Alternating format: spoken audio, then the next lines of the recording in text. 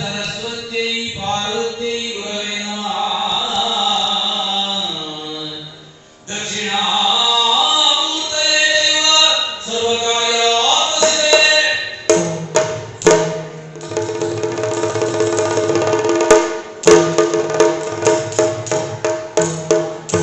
अरे ನಿನ್ನಯ ಮಹಿಮೆಯನ್ನು ಪಗಡಬಲ್ಲ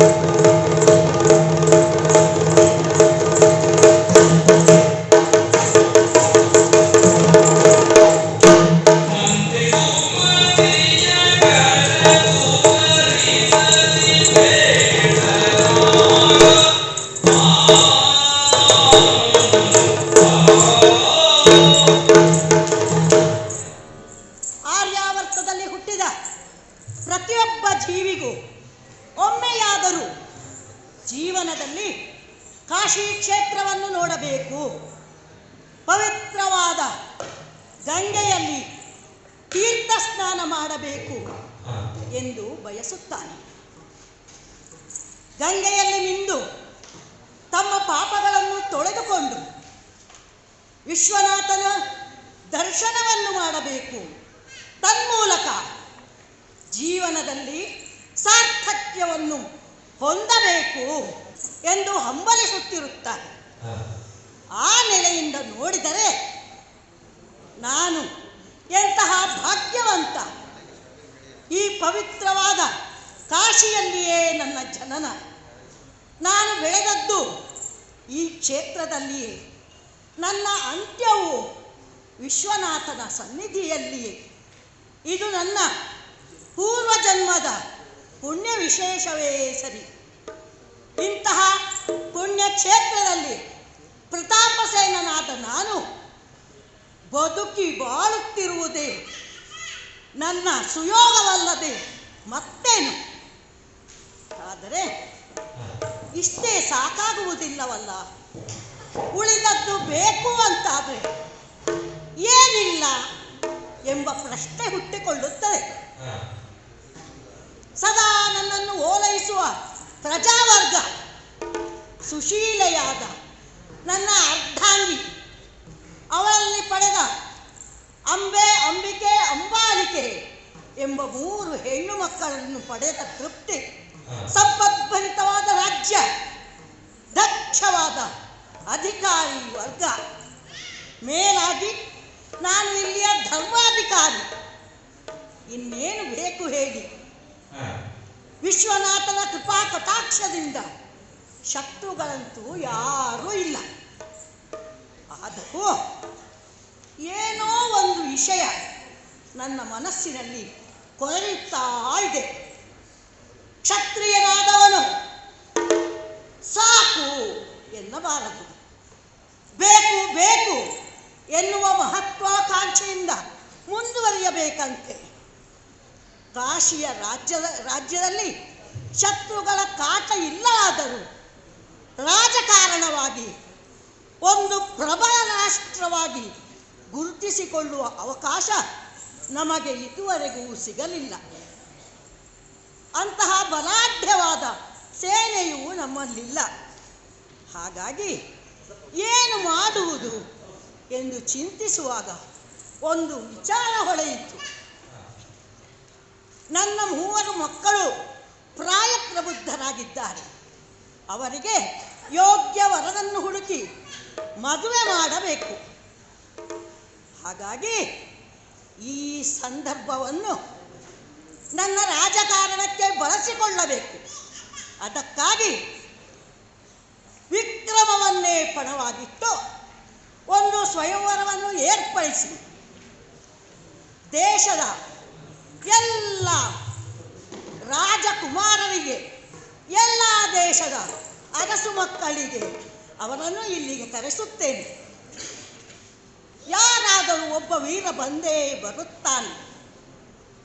ಎಲ್ಲರನ್ನೂ ಜಯಿಸಿ ವಿಕ್ರಮಿ ಎನಿಸಿಕೊಂಡವನಿಗೆ ನನ್ನ 3 ಮಕ್ಕಳನ್ನು ಧಾರೆ ಎರೆದು ಕೊಡುತ್ತೇನೆ. ಹಾಗಾಗಿ ಅದಕ್ಕೆ ಅಂಗ, ವಂಗ, ಕಳಿಂಗ, ಮಾದ್ರ, ಗಾಂಧಾರಾದಿ ರಾಜಕುಮಾರರಿಗೆ ಈ ಪಣದ ಬಗ್ಗೆ ಸೂಚನೆ ನೀಡಿ ಲೇಖನವನ್ನು ಕಳಿಸಿ ಆಗಿದೆ. ಲೇಖನವನ್ನು ಕಳಿಸುವಾಗ ಯಾರಿಗೆ ಕಳುಹಿಸಬೇಕು ಎಂಬುದನ್ನು ಒಂದಲ್ಲ 10 ಬಾರಿ ಯೋಚಿಸಬೇಕು. ಹಸ್ತಿನಾವತಿಯಲ್ಲಿ ಸಿಂಹಾಸನದ ವ್ಯವಹಾರವೇ ಸರಿಯಿಲ್ಲ. ಈಗ ಪೀಠವನ್ನು ಏರಿದವನು ವಿಚಿತ್ರ ವೀರ್ಯನಂತೆ. ಅಜ್ಜನ ಬೇಡಿಕೆಯಿಂದ ದಕ್ಕಿದ ಪೀಠ. ಅರ್ಹತೆಯುಳ್ಳ ಭೀಷ್ಮ ಆ ಜನ್ಮ ಬ್ರಹ್ಮಚರ್ಯ ಪ್ರತಿಜ್ಞೆಯನ್ನು ಕೈಗೊಂಡಾಗ. ಹಾಗಾಗಿ ಹಸ್ತಿನಾವತಿಗೆ ಆಮಂತ್ರಣ ಬೇಡ, ಅದಕ್ಕಾಗಿ ಅಲ್ಲಿಗೆ ಕಳುಹಿಸಲಿಲ್ಲ. ಇನ್ನು ಒಬ್ಬನಿದ್ದಾನೆ, ಸೌಪದೇಶದ ಅಧಿಕಾರಿ ಸಾಲ್ವ. ನಾನು ಕ್ಷತ್ರಿಯ ಅಂತ ಹೇಳಿಕೊಂಡು ತಿರುಗುತ್ತಾನೆ. ನಮ್ಮವರು ಯಾರೂ ಅವನನ್ನು ಹತ್ತಿರ ಸೇರಿಸುವುದಿಲ್ಲ. ಅವನು ನಮಗೆ ಸರಿಸಮ ಅಲ್ಲ. ಹಾಗಾಗಿ ಇವರನ್ನು ಹೊರತುಪಡಿಸಿ ಎಲ್ಲ ವೀರರಿಗೆ ಲೇಖನವನ್ನು ಕಳಿಸಿದ್ದಾಗಿದೆ. ಬರುವ ಚೈತ್ರ ಶುಕ್ಲ ಪಂಚಮಿಯಂದು ಸ್ವಯಂವರವನ್ನು ಏರ್ಪಡಿಸುವುದು ಎಂಬ ನಿರ್ಧಾರವಾಗಿದೆ. ಭರದಿಂದ ಸಿದ್ಧತೆಗಳು ಸಾಗುತ್ತಿವೆ. ಯಾವುದೇ ರೀತಿಯ ಕುಂದುಕೊರತೆ ಉಂಟಾಗಬಾರದು. ಅದಕ್ಕಾಗಿ ನಾನೇ ಸ್ವತಃ ಮುಂದಾಗಿ ಸಿದ್ಧತೆಗಳನ್ನೆಲ್ಲ ಪರಿಶೀಲಿಸುತ್ತೇನಂತೆ.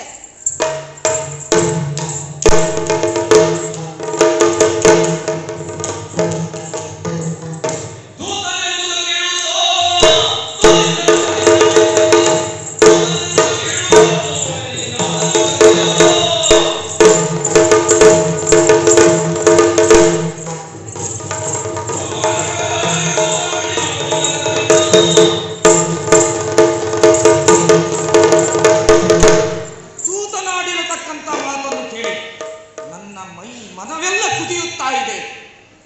ಕಾಶಿ ದೇಶದ ರಾಜ ಪ್ರತಾಪಸೇನಂತೆ, ಅವನಿಗೆ 3 ಮಕ್ಕಳಂತೆ, ಅಂಬೆ, ಅಂಬಿಕೆ, ಅಂಬಾಲಿಕೆಯರು ಎಂಬುದಾಗಿ ಅವರಿಗೆ ಸ್ವಯಂವರವನ್ನು ಏರ್ಪಡಿಸಿದ್ದಾನಂತೆ. ಇಡೀ ಊರಿನಲ್ಲಿರತಕ್ಕಂಥ ರಾಜಾದಿರಾಜರನ್ನು ಮಕ್ಕಳನ್ನೆಲ್ಲ ಕರೆದಿದ್ದಾನಂತೆ. ಯುದ್ಧವನ್ನು ಮಾಡಿಸ್ತಾನಂತೆ. ಅದರಲ್ಲಿ ಗೆದ್ದಿರತಕ್ಕಂತಹ ವಿಕ್ರಮಗಳಿಗೆ ತಮ್ಮ 3 ಮಕ್ಕಳನ್ನು ಕೊಟ್ಟು ಮದುವೆ ಮಾಡ್ತಾನಂತೆ. ಇಷ್ಟೆಯಾ ಅಲ್ಲ, ಈ ಸೌಭಾಧಿಪತಿಯಾಗಿರತಕ್ಕಂತಹ ಸಾಲ್ವನಿಗೆ ಪತ್ರ ಬರಲೇ ಇಲ್ಲ, ಯಾವ ಆಹ್ವಾನವೂ ಇಲ್ಲ. ಇದು ನಮಗೆ ಅವನು ಮಾಡಿರತಕ್ಕಂತಹ ತಿರಸ್ಕಾರ, ನಮಗೆ ಮಾಡಿರತಕ್ಕಂಥ ಅವಮಾನ. ಇರಲಿ, ನಮ್ಮದ್ದು ಒಂದು ಕೆಲಸ ನಿಯತ್ತಿದೆ. ಎಲ್ಲಿ ನಮಗೆ ತಿರಸ್ಕಾರವೋ ಅವರಿಂದಲೇ ಪ್ರಶಸ್ತಿಯನ್ನು ಪಡೆಯುವಂಥದ್ದು ಕಾಯಕ ನಮ್ಮದು. ಅವನ ತಿರಸ್ಕಾರಕ್ಕೆ ಧಿಕ್ಕಾರ. ಇರಲಿ, ಅಂತಹ ಆ ಕಾಶಿ ದೇಶದ ದೊರೆಯಾಗಿರತಕ್ಕಂತಹ ಪ್ರತಾಪಸೇನನಿಗೆ ಹೋಗಬೇಕು. ಅವನನ್ನು ರಟ್ಟೆಯನ್ನು ಹಿಡಿದು ಎಳೆದು ಅವನ ಹಲ್ಲನ್ನು ಕಿತ್ತು ಅವನಲ್ಲೇ ಈ ವಿಚಾರವನ್ನು ಕೇಳಬೇಕು, ಪ್ರಶ್ನೆಯನ್ನು ಮಾಡಬೇಕು. ಅದಕ್ಕಾಗಿ ನಡೆಯುತ್ತೇನಂತ ನಡೆಯುತ್ತೇನೆ.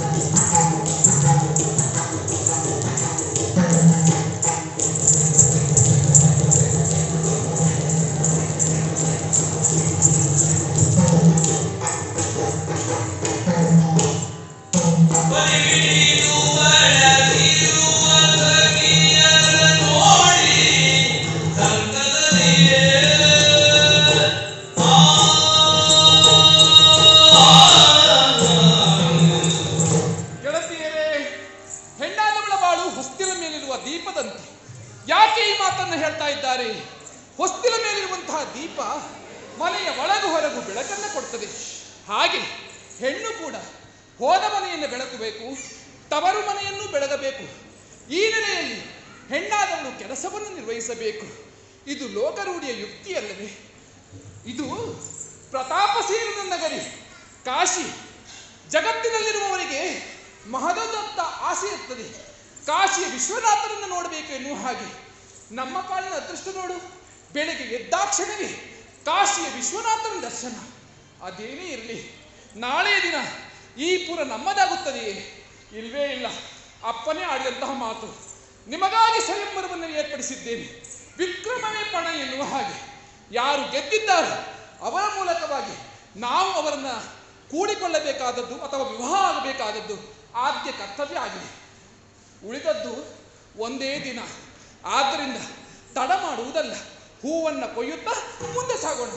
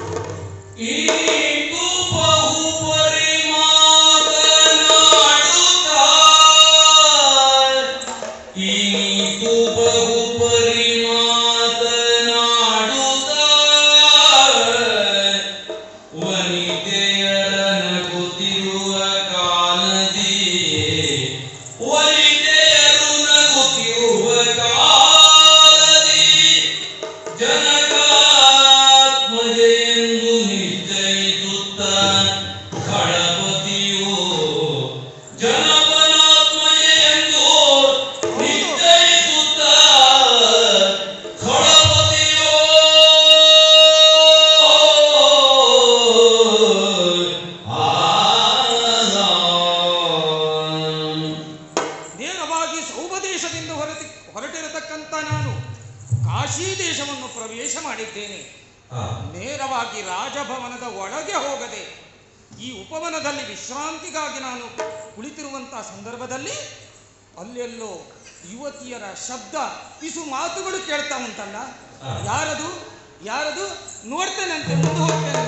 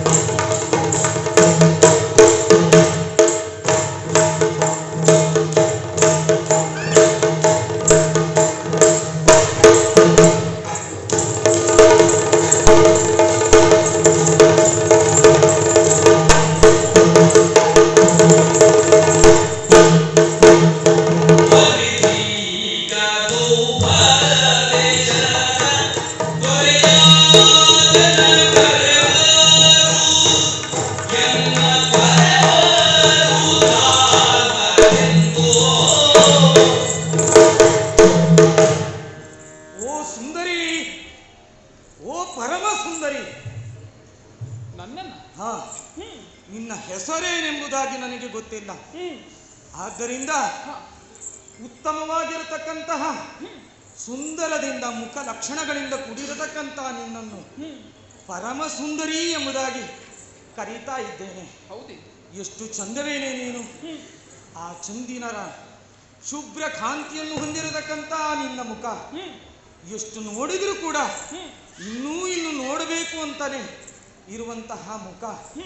ನಾನು ಕುತೂಹಲದಿಂದ ಕೇಳ್ತಾ ಇದ್ದೇನೆ, ಏನು ಈ ಉಪವನದಲ್ಲಿ ನೀನು ಸಂಚಾರ ಮಾಡ್ತಾ ಇದ್ದೀಯಲ್ಲ, ಇತ್ತಿಂದತ್ತ ಹತ್ತಿಂದಿತ್ತ ಹೌದು ಒಬ್ಬಳೇ ಹೋಗ್ತಾ ಇದೆಯಲ್ಲ, ನಿನ್ನ ಹೆಸರೇನು? ನಿನ್ನನ್ನು ಹಡೆದಿರತಕ್ಕಂತಹ ತಂದೆ ತಾಯಿಗಳು ಯಾರು? ನಿನ್ನ ಊರ್ಯಾವುದು? ಎಲ್ಲಿಂದ ಬಂದು ಇಲ್ಲಿ ನಿಂತಿದ್ಯಾ ಹೇಳ್ಬೋದೇನೆ ನನಗೆ? ನನ್ನ ಬಗ್ಗೆ ಹಾ. ಧರಣಿಪಾತ್ಮಜೇ ಧನುಜೇಂದ್ರನ ಕಾಣುತ್ತ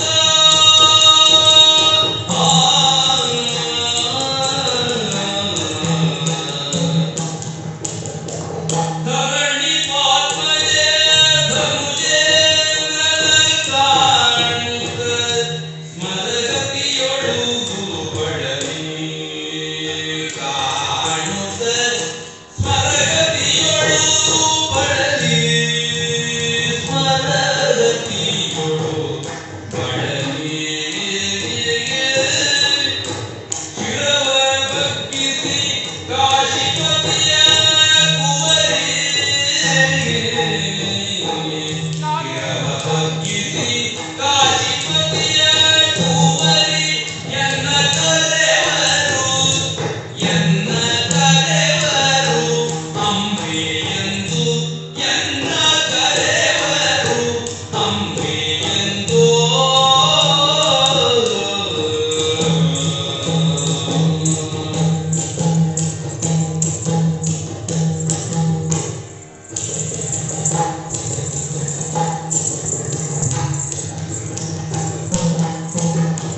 ಶಿರವ ಬಗ್ಗಿಸಿ ಕಾಶಿಪತಿಯ ಕುವರಿ ಎನ್ನ ಕರೆವರು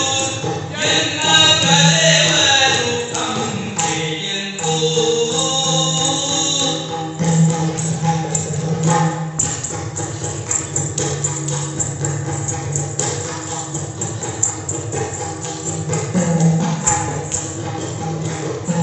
ಶಿರವ ಬಗ್ಗಿಸಿ ಕಾಶಿಪತಿಯ ಕುವರಿ ಎನ್ನ ಕರೆವರು ಅಂಬೆಯೆಂದು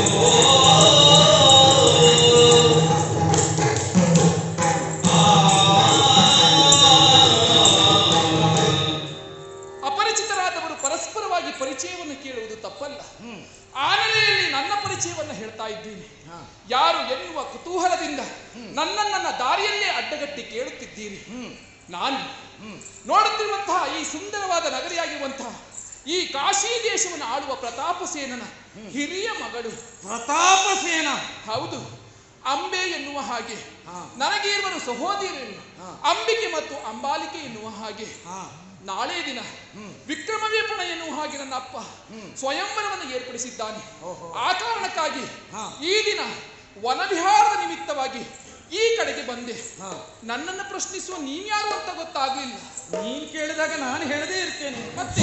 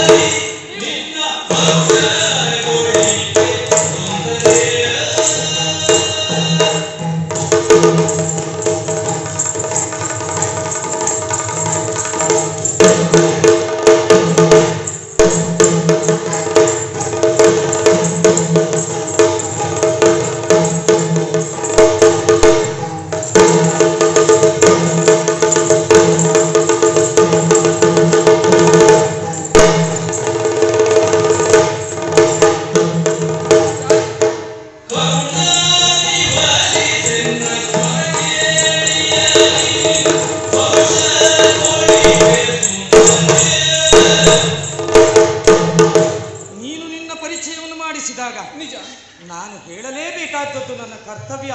ಹೌದು. ಸೌಭದೇಶಾಧಿಪತಿ ಸಾಲ್ವ ಎಂಬುದಾಗಿ ನನ್ನನ್ನು ಕರೀತಾರೆ. ಸಾಲ್ವಭೂಪ.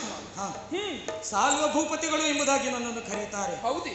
ನಾನು ಸುರ ನರ ಖಗ ಉಗ್ರಗಳಿಗಿಂತಲೂ ಕೂಡ ಶ್ರೇಷ್ಠವಾಗಿರತಕ್ಕಂತಹ ವ್ಯಕ್ತಿ. ಹೌದೇ?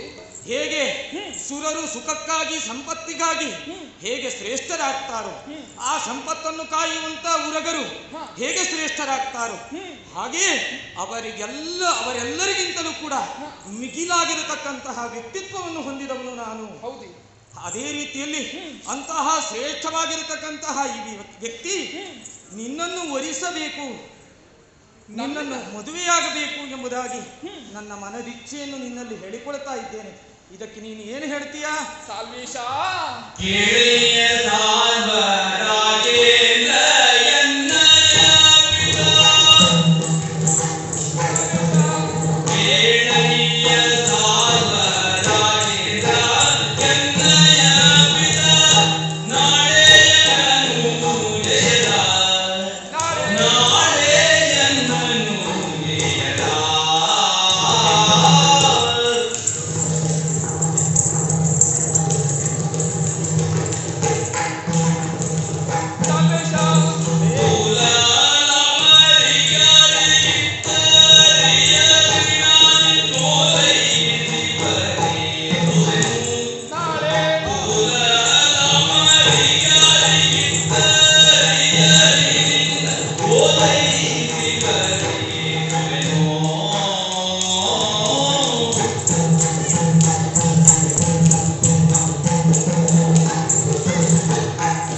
ಸಾಲ್ವೇಶ ನಾಳೆ ಸಾಲ್ವೇಶ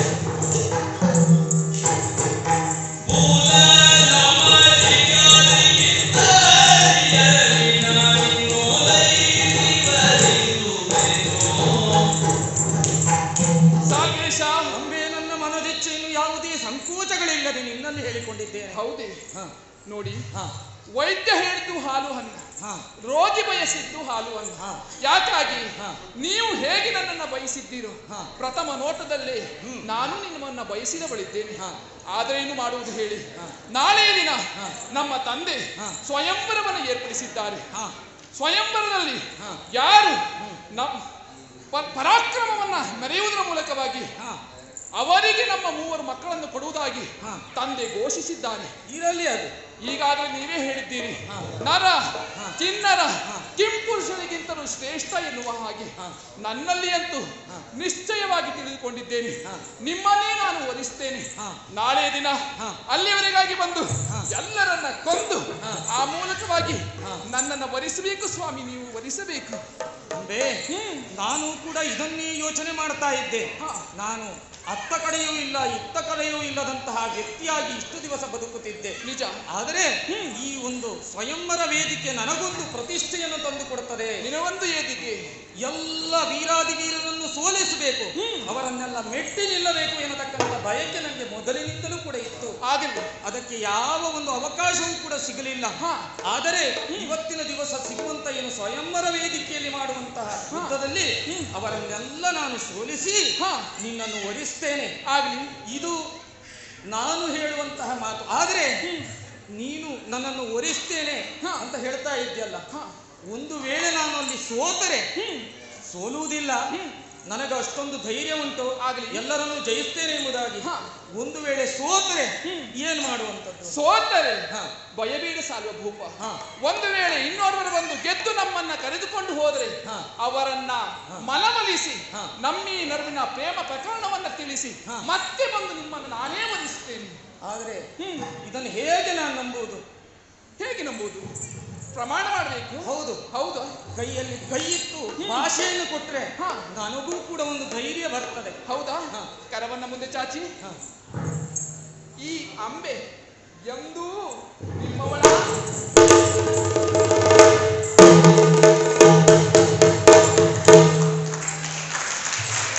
ಕಾಶಿ ದೇಶದಲ್ಲಿರತಕ್ಕಂಥ ಪ್ರತಾಪಸೇನನ ಸ್ವಯಂವರ ವೇದಿಕೆಯಲ್ಲಿ ನಾನು ಹೋಗಿ ಬಂದಿರತಕ್ಕಂತಹ ರಾಜಕುಮಾರನನ್ನು ಸೋಲಿಸಿ ಅವರ 3 ಕನ್ಯೆಯರನ್ನು ವಿವಾಹ ಆಗಬೇಕು ಎಂಬುದಾಗಿ ನಾನು ಇಲ್ಲಿಯ ತನಕ ಬಂದಿದ್ದೆ. ಇನ್ನೂ ಕೂಡ ನಾನು ರಾಜಭವನವನ್ನು ಪ್ರವೇಶ ಮಾಡಲಿಲ್ಲ. ಆದರೆ ಅಷ್ಟು ಮಾತ್ರದಲ್ಲಿ ಅರ್ಧ ಕೆಲಸವನ್ನು ನಾನು ಮುಗಿಸಿದ್ದೇನೆ. ಇನ್ನೇನಿದ್ದರೂ ಆ ಪ್ರತಾಪಸೇನ ನಡೀತೇನೆ ಅಂತ ನಡೀತೇನೆ.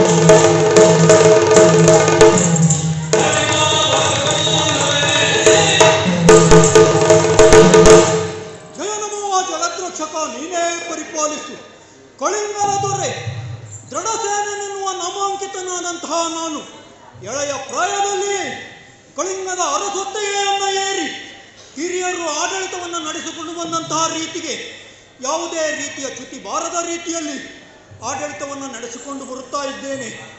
ಆದರೆ ಎಂದಿನಂತೆ ಇಂದು ಸಭೆಯನ್ನ ಸೇರಿ ಸರ್ವ ವಿಚಾರವನ್ನು ಚರ್ಚಿಸುತ್ತಿರುವಂತಹ ಸಂದರ್ಭ ಲೇಖನವೊಂದು ಬಂದಿದೆ. ಓದಿದರೆ ಕಾಶಿಯ ದೊರೆ ಪ್ರತಾಪಸೇನನ ಮಕ್ಕಳಾದಂತಹ ಅಂಬಿಕೆ ಅಂಬಾಲಿಕೆಯರಿಗೆ ಸ್ವಯಂವರವಂತೆ, ಅದು ಹೇಗೆ ಪರಾಕ್ರಮ ಎಪ್ಪಣ ಎನ್ನುವುದಾಗಿ. ಹಾಗಾದರೆ ತಡ ಏಕೆ? ನನ್ನ ಪ್ರಯಾಣ ಕಾಶಿ.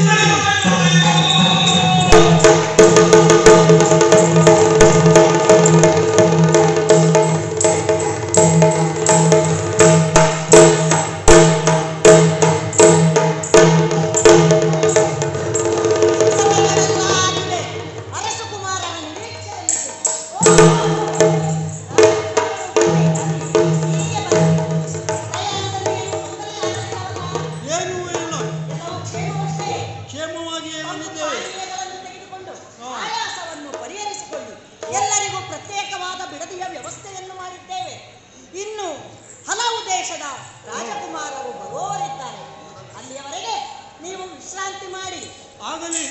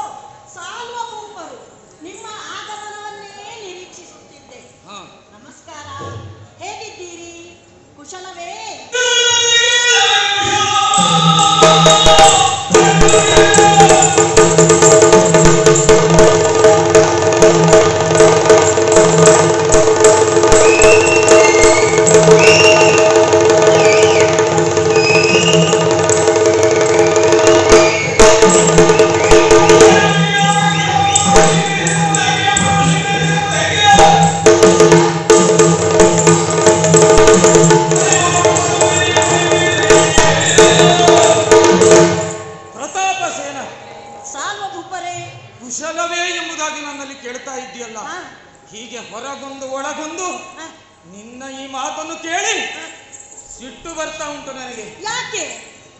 ಏನು ಈ ಪುರಕ್ಕೆ ಶೃಂಗಾರವನ್ನು ಮಾಡಿದ್ಯ? ಅರಸು ಮಕ್ಕಳೆಲ್ಲ ಬಂದು ಇಲ್ಲಿ ಸೇರಿದ್ದಾರೆ. ಹೌದು. ಯಾಕಾಗಿ? ನನ್ನ ಮಕ್ಕಳ ಮದುವೆ, 3 ಹೆಣ್ಣು ಮಕ್ಕಳ ಮದುವೆ.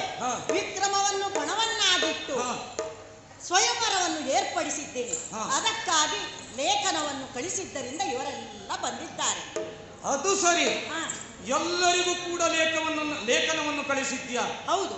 ಈ ಸೌಭ ದೇಶ ಏನು ನೀರಲ್ಲಿ ಮುಳುಗಿ ಹೋಯ್ತು ಅಂತ ಎಣಿಸ್ಕೊಂಡಿದ್ಯಾ? ಅಯ್ಯೋ, ನಿಮಗೆ ಲೇಖನ ತಲುಪಲಿಲ್ವಾ? ಮಂತ್ರಿಗಳಿಗೆ ಹೇಳಿದ್ದೆ, ಮೊಟ್ಟ ಮೊದಲ ಲೇಖನ ಸೌಭ ದೇಶಕ್ಕೆ ಹೋಗಬೇಕು ಎಂದು. ನಾನೇ ಬರಬೇಕು ಅಂತಿದ್ದೆ. ಕೆಲಸದ ಒತ್ತಡ ನೋಡಿ ಆಗ್ಲಿಲ್ಲ. ಮಂತ್ರಿಗಳನ್ನು ನಂಬಿದ್ರೆ ಹೀಗೆ ಆಗುದು. ನೀವೆಲ್ಲ ಅವರು- ಕೊನೆಗೆ ಇದನ್ನೇ ಹೇಳುವುದು ನನಗೆ ಗೊತ್ತುಂಟು. ಅವರು ಬಹುಶಃ ದೂತನಿಗೆ ಹೇಳಿರ್ಬೇಕು, ಹಾ. ಬೇಗ ಹೋಗಿ ಕೊಟ್ಟು ಬಾ ಅಂತ. ಹಾ. ಅದಕ್ಕೆ ಅವನು ಒಳದಾರಿಯಲ್ಲಿ ಹೋಗಿರಬಹುದು. ಹಾ. ನೀವು ಬರುವುದು ರಾಜಮಾರ್ಗದಲ್ಲಿ ಅಲ್ವಾ? ಅವರಿಗೆಲ್ಲ ಗೊತ್ತುಂಟು ರಾಜಮಾರ್ಗ, ಹಾ. ಒಳ ಮಾರ್ಗವೇ ಅವರು ಹೋಗುವಂತದ್ದು. ಹಾ. ಇರಲಿ.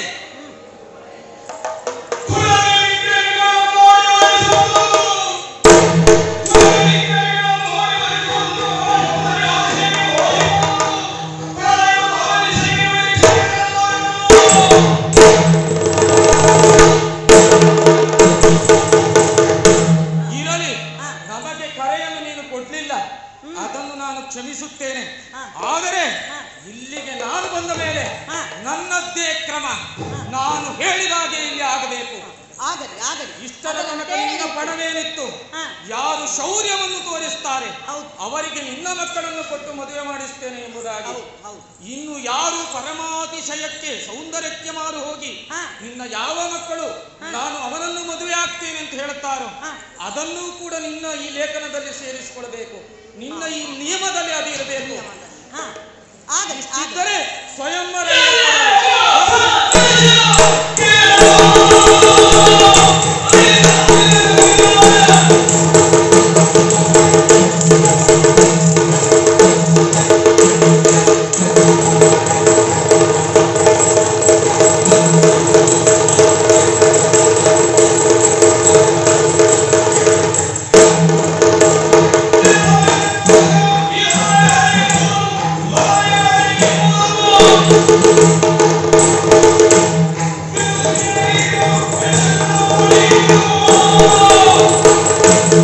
ಎಲ್ಲ ಸೋಲು ಪರಾಕ್ರಮವೇ ಪಣ ಎನ್ನುವುದು ಮೊದಲೇ ನಿಶ್ಚಯವಾಗಿದೆ.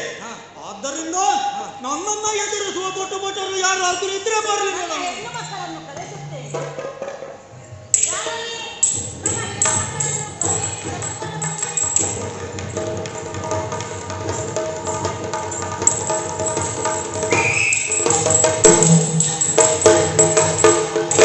ಎಲ್ಲವೋ ನೀನು ಏನು ಹೇಳಿದಿ? ನನ್ನನ್ನು ಸೋಲಿಸ್ತೇನೆ ಎಂಬುದಾಗಿ. ನಿನಗೆ ಇನ್ನು ಮುಖದ ಮೇಲೆ ಮೀಸೆ ಬರಲಿಲ್ಲ, ಈಗಲೇ ನಿನಗೆ ಮದುವೆ ಆಗಬೇಕಾ? ನನ್ನಯ ಬಾಲ್ಯತನ ಇರುವವನು ನನ್ನ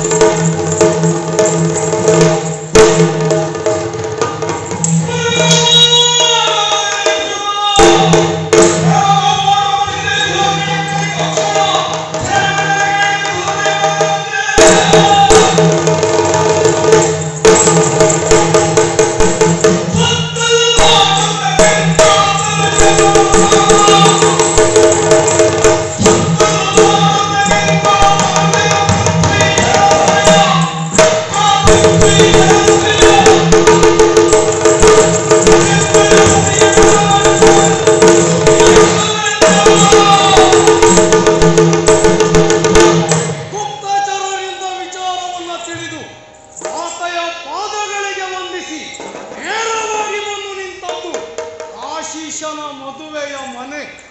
ಇಲ್ಲಿ ನೋಡಿದರೆ ಅತ್ತ ಇತ್ತ ಎತ್ತ ನೋಡಿದರು ಕಿರೀಟಪತಿಗಳೇ ಕಾಣುತ್ತಿದ್ದಾರೆ. ಇವರು ಯಾರು ವಿಶ್ವನಾಥನ ದರ್ಶನಕ್ಕೆ ಬಂದವರಲ್ಲ, ವಿಶ್ವ ಸುಂದರಿಯಂತಿರುವಂತಹ ಕಾಶಿರಾಜನ ಮಕ್ಕಳನ್ನು ವರಿಸುವುದಕ್ಕೆ ಬಂದಿದ್ದಾರಲ್ವಾ?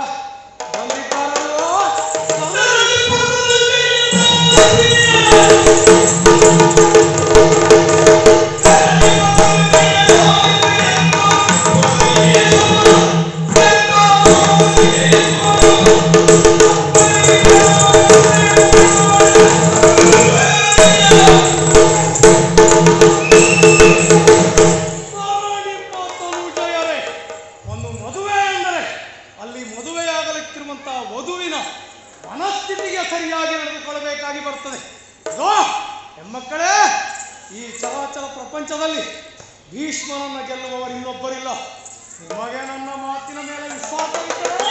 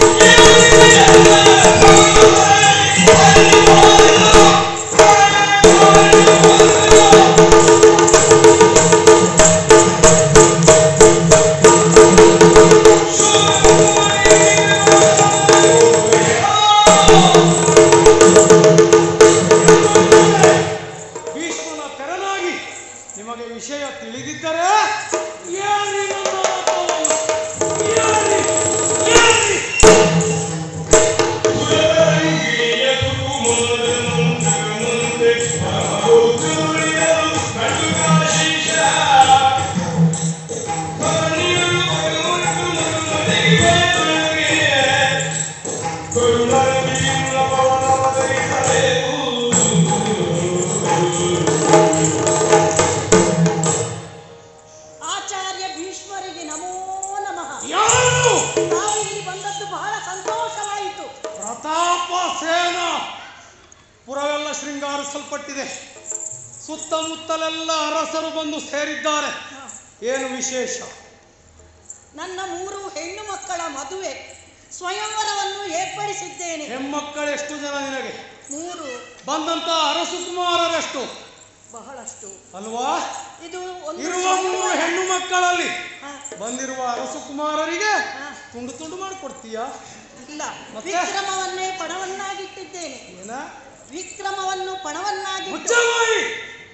ವಿಕ್ರಮಕ್ಕೆ ಹೆಸರಾಗಿರುವಂತಹ ಹಸ್ತಿನಾಪುರಿ ಯಾಕೆ ಓಲೆಯನ್ನು ಕೊಡ್ಲಿಲ್ಲ? ಓಲೆ ಓಲೆ ಕಳಿಸಿದ್ದೆ ನಿಮಗೆ. ಕಳಿಸಿದ್ಯಾ? ಕಳಿಸಿದ್ದೆ.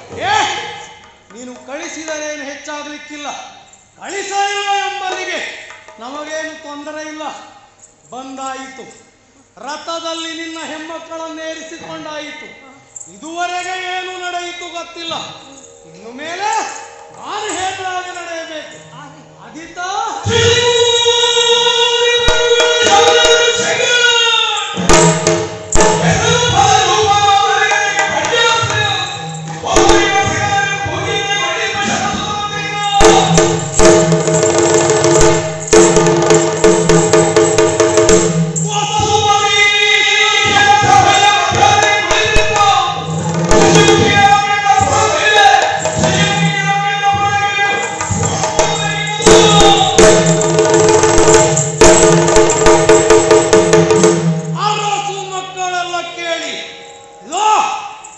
ಚಂದ್ರಕುಲದಲ್ಲಿ ಉದ್ಭವಿಸಿರುವಂತಹ ಅಗ್ನಿ ಸಮಾನನಾದಂತಹ ಭೀಷ್ಮ ನಿಮ್ಮೆದುರಿನಲ್ಲಿ ನಿಂತಿದ್ದೇನೆ. ನಿಮ್ಮ ಸಭೆಯ ಮಧ್ಯದಲ್ಲಿರುವ ಹೆಮ್ಮಕ್ಕಳನ್ನು ನನ್ನ ರಥವನ್ನೇರಿಸಿಕೊಂಡಿದ್ದೇನೆ. ಸಾಗಿ ಹೋಗುವ ಬರದಲ್ಲಿ ಯಾರಾದರೂ ತಡೆಯುವವರಿದ್ರೆ ಬನ್ನಿ.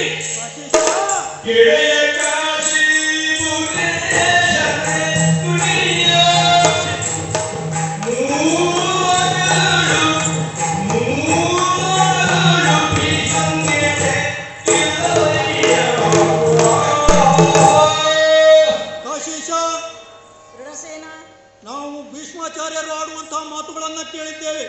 ಅವರ ಪರಾಕ್ರಮ ಬಗ್ಗೆ ನಮಗೆ ಎಳ್ಳಿನಿಷ್ಟು ಇದಿಲ್ಲ. ಹಾಗಾಗಿ ಅವರು ಏನು ಹೇಳುತ್ತಾರೆಯೋ ಅದಕ್ಕೆ ನಾವು ಬದ್ಧರಾಗಿದ್ದೇವೆ. ಆಗಲಿ.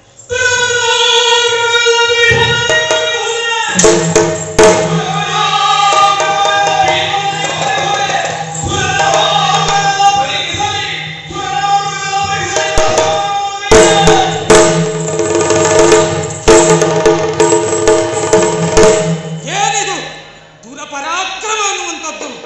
ಅದು ಕೇವಲ ಭೀಷ್ಮನಲ್ಲಿ ಮಾತ್ರವೇ?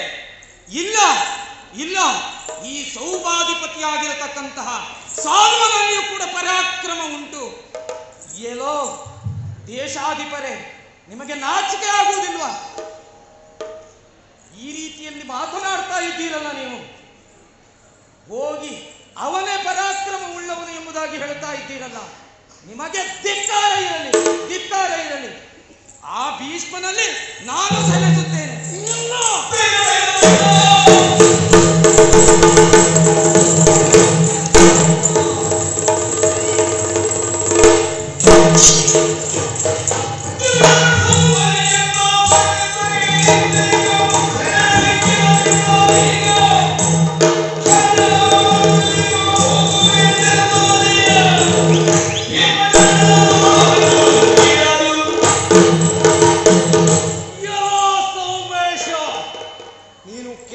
ಪ್ರಶ್ನೆಯ ದುರಪರಾಕ್ರಮವೆಂಬುದು ಭೀಷ್ಮನಿಗೆ ಮಾರಿಹುದೇ? ಅದು ಪ್ರಶ್ನೆ ಅಲ್ಲ, ಅದೇ ಉತ್ತರ. ಈ ಆರ್ಯವೃತ್ತದಲ್ಲಿ ದುರಪರಾಕ್ರಮ ಎನ್ನುವುದು ಭೀಷ್ಮನಿಗಲ್ಲದೆ ಇನ್ಯಾರಿಗೆ ಮಾರಿತು? ಸೋತು ಬಿದ್ದ ನಿನ್ನ ಶಿರವನ್ನು ಕಡಿದರೆ ಇಲ್ಲಿ ಯಾರೂ ನನ್ನನ್ನು ಕೇಳುವವರಿಲ್ಲ. ಆದರೂ ನಿನ್ನ ಶಿರ ಕಡಿಯುವುದರಿಂದ ನನ್ನ ಕಿರೀಟಕ್ಕೊಂದು ಗರಿ ಸಿಗಲಿಕ್ಕಿಲ್ಲ. ಆ ಕಾರಣದಿಂದ ಬಿಟ್ಟಿದ್ದೇನೆ. ಅಲ್ವಾ? ಯಾರ ಮುಂದೆ ನಿಂತು ಮಾತನಾಡುತ್ತಿದ್ದೀಯಾ ಅನ್ನುವುದನ್ನು ವಿಚಾರ ಮಾಡಿ ಮಾತನಾಡಬೇಕು. ಭೀಷ್ಮಾಚಾರ್ಯರ ಪೌರುಷ ಏನು ಎಂಥದ್ದು ಅನ್ನುವುದನ್ನು ತಿಳಿದು ಮಾತನಾಡಬೇಕಿತ್ತು. ನೀನು ನಾನು ಅನ್ನುವ ಅಹಂಕಾರದಿಂದ ಮುಂದುವರಿದೆ. ಹಾಗಾಗಿ ಇವತ್ತು ಭೀಷ್ಮಾಚಾರ್ಯರ ಕಾಲ ಬುಡದಲ್ಲಿ ಬಿದ್ದೆ ಥೂ ನಿನ್ನ ಜನ್ಮಕ್ಕೆ.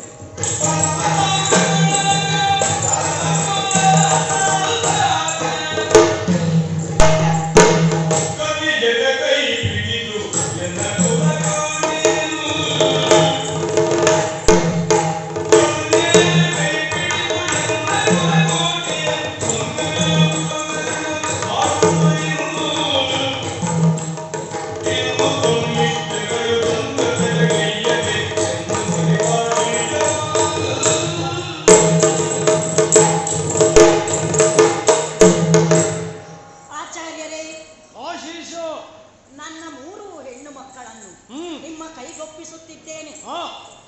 ನೀವೇ ಅವರನ್ನು ವರಿಸಿ ಎಂದು ಕೇಳಿಕೊಳ್ಳುತ್ತಿದ್ದೇನೆ. ನನ್ನ ಕುಲಕೋಟಿಗಳನ್ನು ಉದ್ಧರಿಸಬೇಕು. ಪ್ರತಾಪಸೇನ, ನೀನು ನಿರ್ವಹಿಸಿದ ಕಾರ್ಯ ತಪ್ಪಾಗಿತ್ತು. ಬಂದು ತಡೆದಿದ್ದೇನೆ. ನನ್ನ ಪುರಕ್ಕೆ ನಿನ್ನ ಮಕ್ಕಳನ್ನು ಕರೆದೊಯ್ಯುತ್ತೇನೆ. ಸರಿಯಾದ ಮುಹೂರ್ತದಲ್ಲಿ ಮದುವೆ ನಿಶ್ಚಯಿಸುತ್ತೇನೆ. ವಧುವುಗಳ ಅಪ್ಪನಾಗಿ ಹಸ್ತಿನಾಪುರಕ್ಕೆ ಬರುವೆ.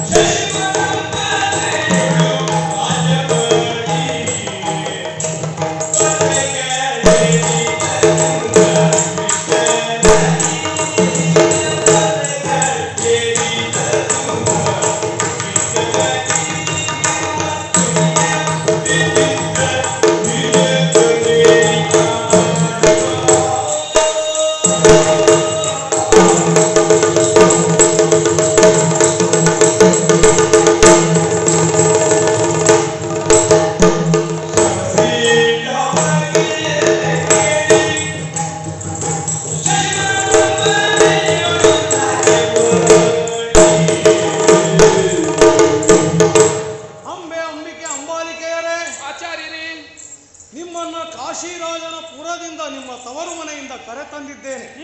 ಇದೋ ಹಸ್ತಿನಾಪುರದಲ್ಲಿರುವಂತಹ ನೀವುಗಳು 8 ದಿನಗಳ ಕಾಲ ನಮ್ಮ ಅಮ್ಮ ಸತ್ಯವತಿಯ ಜೊತೆಯಲ್ಲಿ ಇದ್ದದ್ದಾಯಿತು. ನಿಜ. ಇದೋ ಈ ದಿನ ನಿಮ್ಮನ್ನ ಸಭೆಗೆ ಕರೆಸಿಕೊಳ್ಳುವರೆ ಕಾರಣ ಏನು? ನನ್ನ ತಮ್ಮನಾದಂತಹ ವಿಚಿತ್ರವೀರ್ಯನನ್ನು ವರಿಸುವ ಮುಖೇನ ನೀವು ಹಸ್ತಿನಾಪುರದ ಅರಸೊತ್ತಿಗೆಯನ್ನ ಆಳಬೇಕು. ನನ್ನ ತಮ್ಮನಾದಂತಹ ವಿಚಿತ್ರವೀರ್ಯನನ್ನ ವರಿಸುತ್ತೀರಲ್ಲ? ಹಾ, ಒಪ್ಪುತ್ತೀಯಾ? ಆಯಿತು, ಹೋಗಿ ಬಾ ಮಗಳೇ.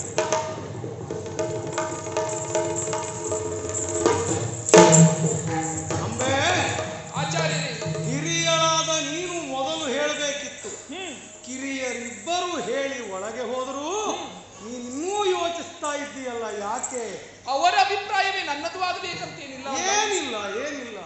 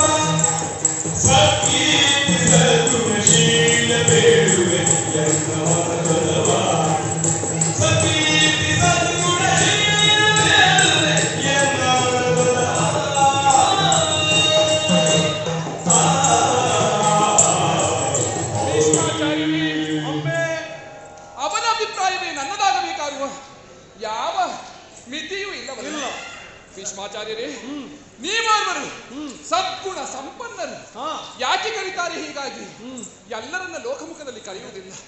ಆದ್ರೆ ಅಂತಹ ವ್ಯಕ್ತಿತ್ವ ನಿಮ್ಮದು.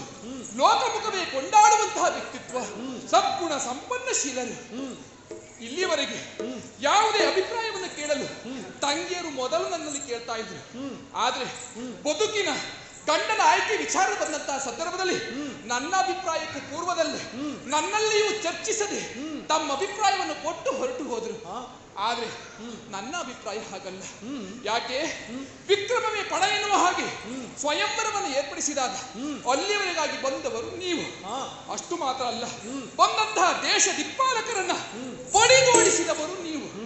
ಆದ್ರೆ ಇಲ್ಲಿವರೆಗಾಗಿ ತಂದು ಹೇಳುವಂತಹ ಮಾತು, ನನ್ನ ತಮ್ಮನಾದ ವಿಚಿತ್ರ ವೀರನನ್ನ ಮದುವೆಯಾಗು ಎನ್ನುವ ಹಾಗೆ. ಇದು ಒಪ್ಪುವಂತಹ ಮಾತಾ ಕೇಳ್ತೇನೆ. ಯಾಕೆ? ಇದು ಪಣಕ್ಕೆ ವಿರುದ್ಧದ ಅನ್ನುವುದು ನನ್ನ ಅಭಿಪ್ರಾಯ. ಯಾಕಾಗಿ? ಆದರೂ ಒಂದು ಸಂಶಯ, ಮತ್ತೇನಲ್ಲ, ನಿಮ್ಮ ವಂಶದಲ್ಲಿ ಗೆದ್ದು ತರುವವರು ಒಬ್ಬರು, ಮದುವೆ ಆಗುವರು ಮತ್ತೊಬ್ಬರು. ಈ ರೀತಿಯಾದಂತಹ ವರ್ತನೆಗಳಿದ್ದಾವ. ಇದನ್ನ ಸ್ಪಷ್ಟಪಡಿಸಬೇಕು ತಾವು. ಅಂಬೆ, ಒಂದೇ ಮಾತಿನಲ್ಲಿ ಹೇಳಬೇಕು ಅಂತಾದ್ರೆ ಏನು? ನಾನು ಬ್ರಹ್ಮಚರ್ಯ ವ್ರತದಲ್ಲಿ ಇರುವವ ಎನ್ನುವುದು ಲೋಕಮುಖಕ್ಕೆ ತಿಳಿದ ವಿಚಾರ. ಅದು ನಿನಗೆ ತಿಳಿದದ್ದೋ ಇಲ್ವೋ ಗೊತ್ತಿಲ್ಲ. ಇನ್ನು ಒಂದು ರಾಜ್ಯವನ್ನು ಸುಭೀಷ್ಟವಾಗಿಸುವಲ್ಲಿ ಸೈನಿಕರು ಹೋರಾಡ್ತಾರೆ. ಹೌದು. ಹಾಗಂತ ಅವರೇ ಅರಸರಾಗ್ತಾರ? ಆಗುದಿಲ್ಲ. ಇಲ್ಲ. ಅರಸನೇ ಹೋಗಿ ಹೋರಾಡ್ತಾನ? ಅದು ಇಲ್ಲ. ಇಲ್ಲ. ಅರಸನ ಪರವಾಗಿ ಇನ್ನೊಬ್ಬ ಹೋಗುವುದಕ್ಕೆ ಸಾಧ್ಯ ಇರ್ತದೆ. ಹೌದು. ಅದು ರಾಜತಾಂತ್ರಿಕತೆ. ಇದ ನಾನು ಗೆದ್ದು ತಂದಿದ್ದೇ ನನ್ನ ತಮ್ಮನಿಗಾಗಿ. ಹೌದೇ? ಆಚಾರ್ಯರೇ,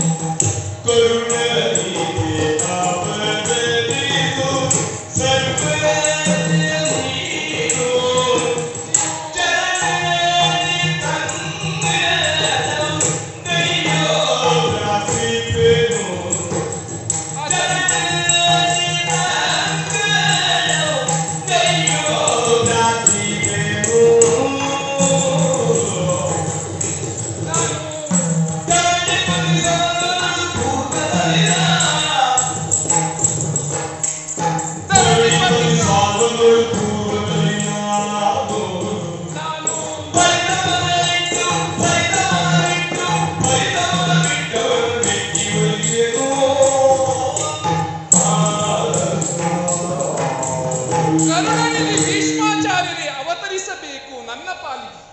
ಯಾಕಾಗಿ? ನನ್ನ ಬದುಕಿನಲ್ಲಾದಂತಹ ಘಟನೆಯನ್ನ ನಿಮ್ಮ ಪಾಲಿಗೆ ಹೇಳಬೇಕಾಗಿದೆ. ಯಾಕೆ? ತಮ್ಮನನ್ನ ಮದುವೆಯಾಗಿ ಎನ್ನುವ ಹಾಗೆ ಹೇಳ್ತಾ ಇದ್ದೀನಿ. ಆದ್ರೆ ಸ್ವಯಂವರದ ಪೂರ್ವಾರ್ಧದಲ್ಲಿ ನಡೆದಂತಹ ಘಟನೆಯೊಂದನ್ನ ನಿಮ್ಮ ಮುಂದೆ ಹೇಳ್ತಾ ಇದ್ದೇನೆ. ಮತ್ತೇನಲ್ಲ, ನಾವು ವನವಿಹಾರಕ್ಕೆ ಹೋದಂತಹ ಸಂದರ್ಭದಲ್ಲಿ ಸಾಲ್ವೇಶನ್ ಅಲ್ಲಿವರೆಗಾಗಿ ಬಂದ ಇಬ್ಬರನ್ನು ನಾವು ಪರಸ್ಪರವಾಗಿ ಮೆಚ್ಚಿಕೊಂಡವರಿದ್ದೇನೆ. ಅಷ್ಟು ಮಾತ್ರ ಅಲ್ಲ, ಅವನಿಗೆ ಮಾತನ್ನೂ ಕೊಟ್ಟಿದ್ದೇನೆ, ಯಾವ ಕ್ಷಣದಲ್ಲೂ ನಿನ್ನ ಕೈಯನ್ನು ಬಿಡುವುದಿಲ್ಲ, ಈ ಅಮ್ಮೆ ನಿನ್ನ ಪಾಲಿನವಳು ಎನ್ನುವ ಹಾಗೆ. ಆದ್ದರಿಂದ ಕರುಣನಿಧಿಯಾಗಿರುವಂತಹ ನೀವು ನನ್ನನ್ನ ಅಲ್ಲಿಯವರೆಗಾಗಿ ಕಳುಹಿಸಿಕೊಟ್ಟು ನನ್ನನ್ನು ಉದ್ಧರಿಸಬೇಕು.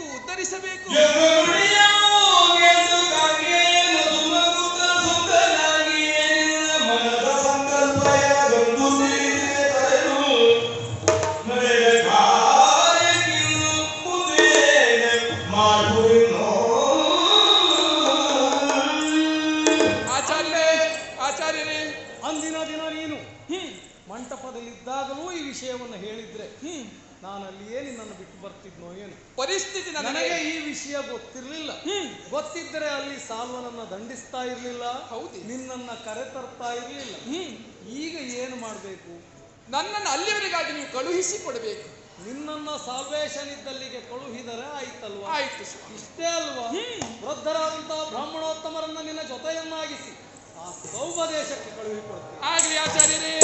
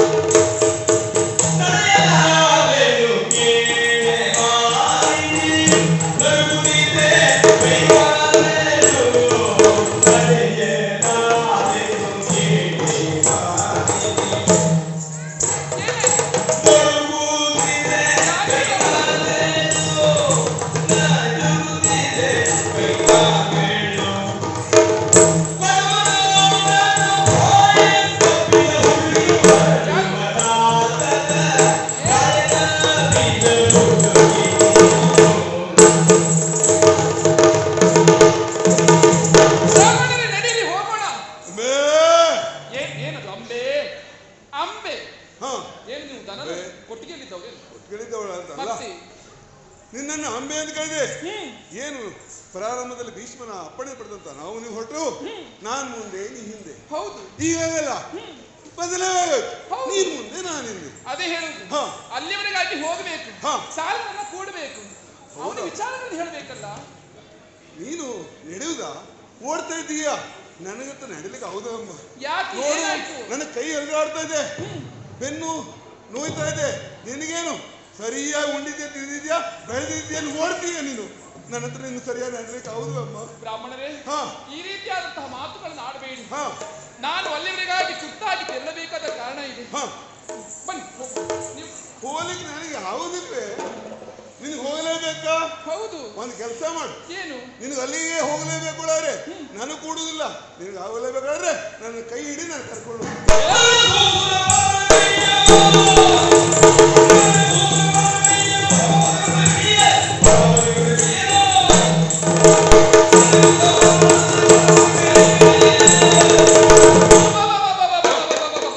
ಕೈಕಾಲು ನಡುತ್ತದೆ, ಬಾಯಿ ನಡುತ್ತದೆ, ಎಲ್ಲ ನಡುತ್ತದೆ ಅನ್ನುವ ನೀನು ಏನ್ ಹೇಳಿದೆ?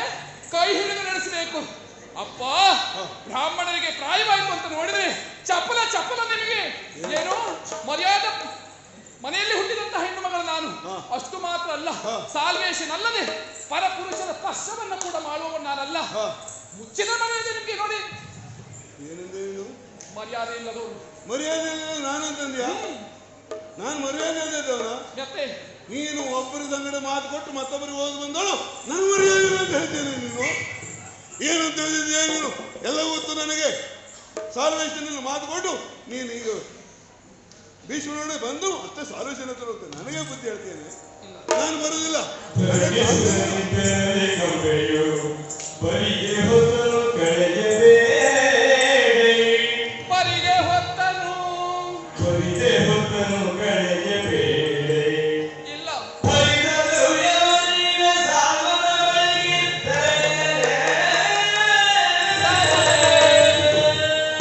ನಾನು ಬರುವುದಿಲ್ಲ, ನನ್ನತ್ತು ಕೂಡುದಿಲ್ಲಪ್ಪ, ನಾನು ಬರುವುದಿಲ್ಲ. ಇದು ಒಳ್ಳೆ ಕಥೆ ಆಯ್ತಲ್ಲ.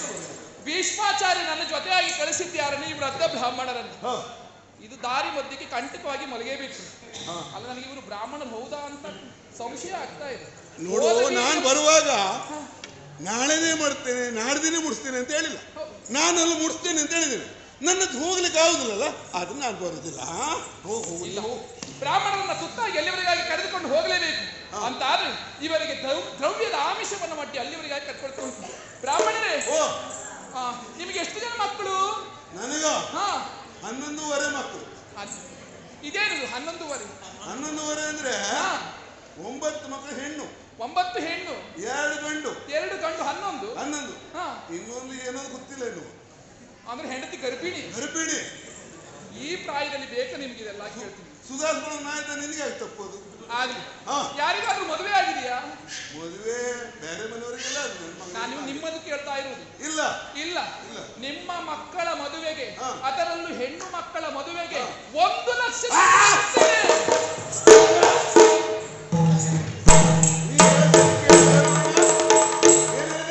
1 ಲಕ್ಷ ಕೊಡ್ತೇನೆ. Hare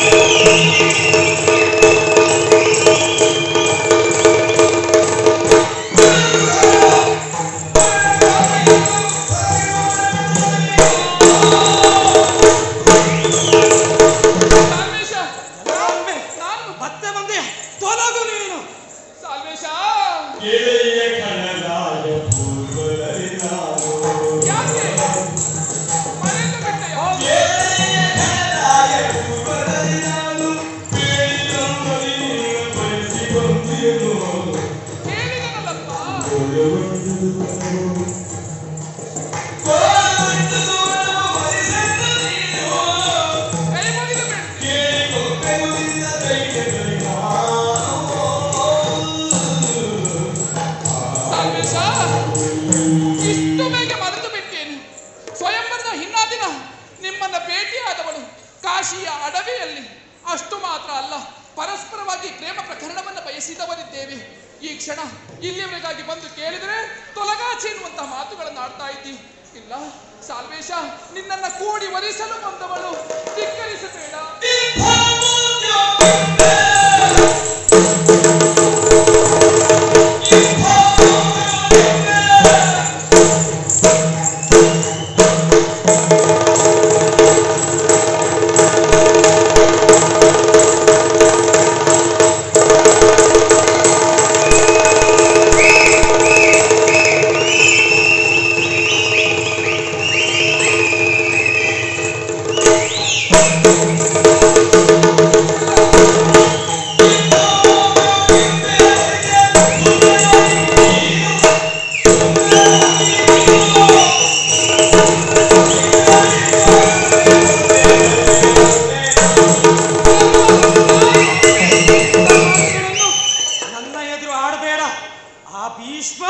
ನಮ್ಮೆಲ್ಲರನ್ನು ಗೆದ್ದು ನಿನ್ನನ್ನು ಹೊತ್ತೊಯ್ಯುವಾಗ ನಂಬಿಕೆ ಇಲ್ಲ, ನಿನ್ನ ಮೇಲೆ ನಂಬಿಕೆ ಇಲ್ಲ.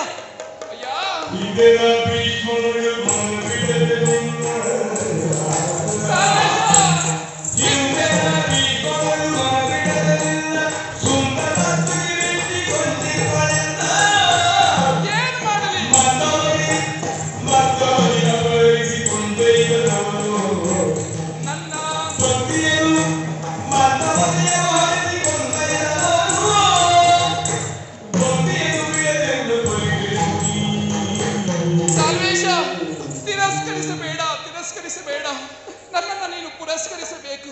ಅಂದು ನಡೆದಂತಹ ಸ್ವಯಂವರ ಮಂಟಪದಲ್ಲಿ ಮಂದಮತಿಯಾದಂತಹ ಭೀಷ್ಮ ನಮ್ಮನ್ನು ಅಪಹರಿಸಿದ. ಅಂದು ನಾನೇ ಆಡಿದಂತಹ ಮಾತಲ್ಲವೇ, ಪ್ರಮಾಣವನ್ನು ಕೂಡ ಮಾಡಿದ್ದೇನೆ. ಏನು, ಒಮ್ಮೆ ನೀನು ಸೋತರೂ ಕೂಡ ಮತ್ತೆ ಬಂದು ನಿನ್ನನ್ನು ವರಿಸುತ್ತೇನೆ ಎನ್ನುವ ಹಾಗೆ. ನನ್ನ ಶೀಲದ ಬಗ್ಗೆ ಶಂಕೆ ಬೇಡ, ನನ್ನನ್ನು ನೀನೇ ವರಿಸಬೇಕು.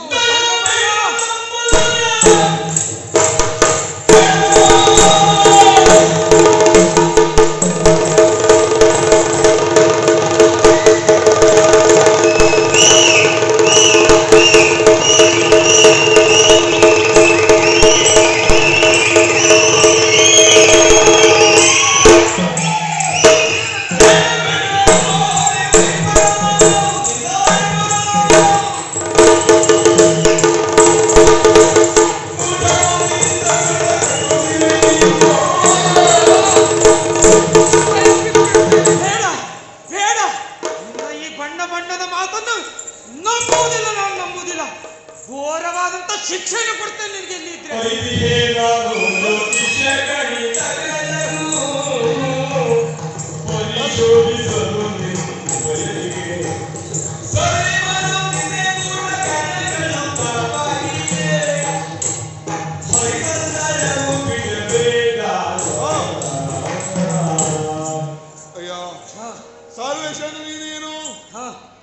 ನಾನೇನು ಜನ ಬದಲಾಯ್ತು ಅಂತ ತಿಳ್ಕೊಂಡೆ.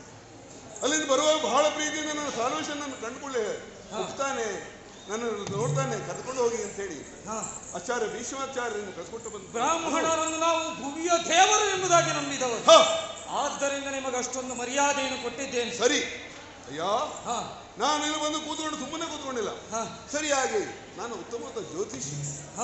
ಹಾಗಾಗಿ ನೀವು ಮಾತನಾಡ್ತಾ ಇದ್ದಾಗ ಉಭಯರು ಮಾತನಾಡ್ತಾ ಇರುವ ನಾನು ಏನ್ ಮಾಡ್ತಿದ್ದೆ, ನಿಮ್ಮ ಗಣಗಳನ್ನ ರಾಶಿಗಳನ್ನ ಎಲ್ಲ ವಿಚಾರ ಮಾಡ್ತಾ ಇದ್ದೆ. ನಾನು ನೋಡ್ತಾ ಇದ್ದೇನೆ. ಒಂದೊಮ್ಮೆ ಅವಳ ಮುಖವನ್ನು ನೋಡ್ತೇನೆ, ಮತ್ತೊಮ್ಮೆ ನನ್ನ ಮುಖವನ್ನು ನೋಡ್ತೀರಿ. ಯಾಕೆ ಕೈಯಲ್ಲಿ ಏನೋ ಲೆಕ್ಕಾಚಾರ ಮಾಡ್ತೀನಿ. ಹೌದು, ನಾನು ಮುಖವನ್ನು ನೋಡಲು ಹೇಳಬಲ್ಲೆ, ಕೈಯನ್ನು ನೋಡಿ ಹೇಳಬಲ್ಲೆ, ನಿಂತಲೇ ಇದು ಹೇಳಬಲ್ಲೆ. ಅಂತಹ ಉತ್ತಮವಾದ ಜ್ಯೋತಿಷಿ ದಿನಾಲು ಎಷ್ಟು ಜನ ಬರ್ತಾರೆ ಗೊತ್ತುಂಟ. ಆದ್ರಿಂದ ಅವಳ ಮುಖವನ್ನು ನೋಡಿದಾಗ ನಿನ್ನ ಮುಖ ನೋಡಿದ ನನಗೆ ಹೀಗನಿಸ್ತು.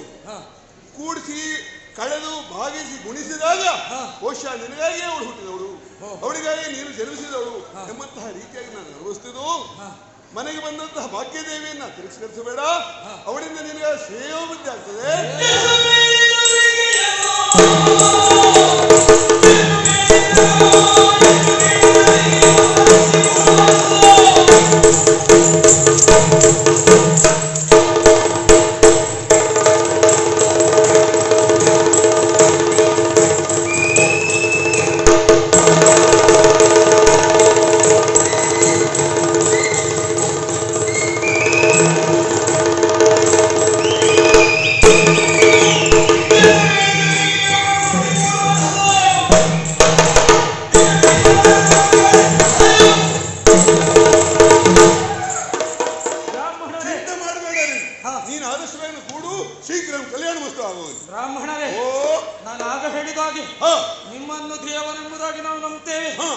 ಎಲ್ಲವನ್ನೂ ಮಾಡ್ತೇವೆ. ಹಾ ಆದ್ರೆ ಎಲ್ಲಾ ಮಾತನ್ನು ನಾನು ಕೇಳ್ತೇನೆ ಅಂತ ನಾನು ಹೇಳಲಿಲ್ಲ.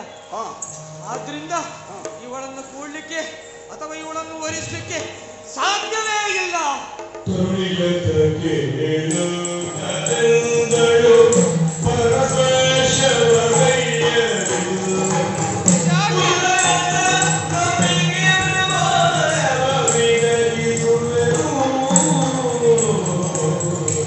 ಸಾಲ್ವೇಶ, ಇಲ್ಲಿವರೆಗಾಗಿ ನಿನ್ನನ್ನೇ ನಂಬಿ ಬಂದವಳು ಈ ಅಂಬೆ. ಅಂದೇ ನಾನು ಆಡಿದಂತಹ ಮಾತು ನಿನ್ನನ್ನೇ ವರಿಸುತ್ತೇನೆ ಎನ್ನುವ ಹಾಗೆ ಎಂದು ನಿನ್ನನ್ನು ನಂಬಿ ಬಂದಂತಹ ನನಗೆ ಸರಿಯಾದ ತಕ್ಕುದಾದ ಶಾಸ್ತಿಯನ್ನು ಮಾಡ್ತಾ ಇದ್ದೀಯ. ಬ್ರಾಹ್ಮಣರೇ ಹೇಳಿದ್ದಾರೆ, ನಮ್ಮಿಬ್ಬರ ಕೂಟ ಜಾತಕಗಳು ಕೂಡುತ್ತವೆ ಎನ್ನುವ ಹಾಗೆ ದಯಮಾಡಿ ನನ್ನನ್ನು ವರಿಸಬೇಕು ಸಾಲ್ವಾ, ವರಿಸಬೇಕು.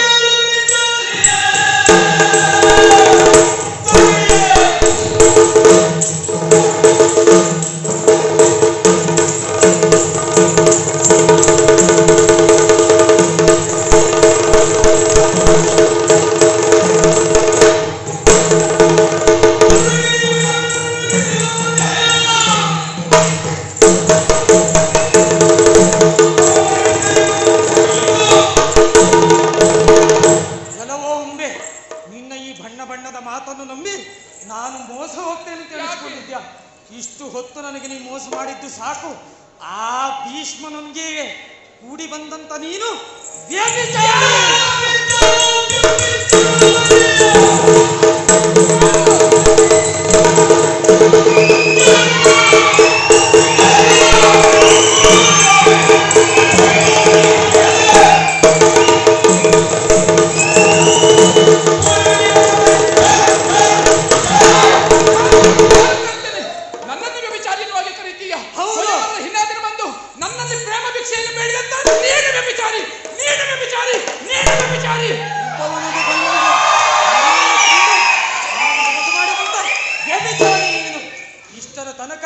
ಒಬ್ಬ ವ್ಯಕ್ತಿಯ ಒಬ್ಬ ಮನೆಯಲ್ಲಿ ಅರಮನೆಯಲ್ಲಿ ಇದ್ದು ಈಗ ಬಂದು ನನ್ನಲ್ಲಿ ಮದುವೆಯಾಗಿ ಅಂತ ಕೇಳುತ್ತೀಯಲ್ಲ, ನಾಚಿಕೆ ಕೆಟ್ಟವಳೆ, ಮಾನ ಮರ್ಯಾದೆ ಬಿಟ್ಟವಳೆ, ತೋರಿನ ಜನ್ಮಕ್ಕೆ.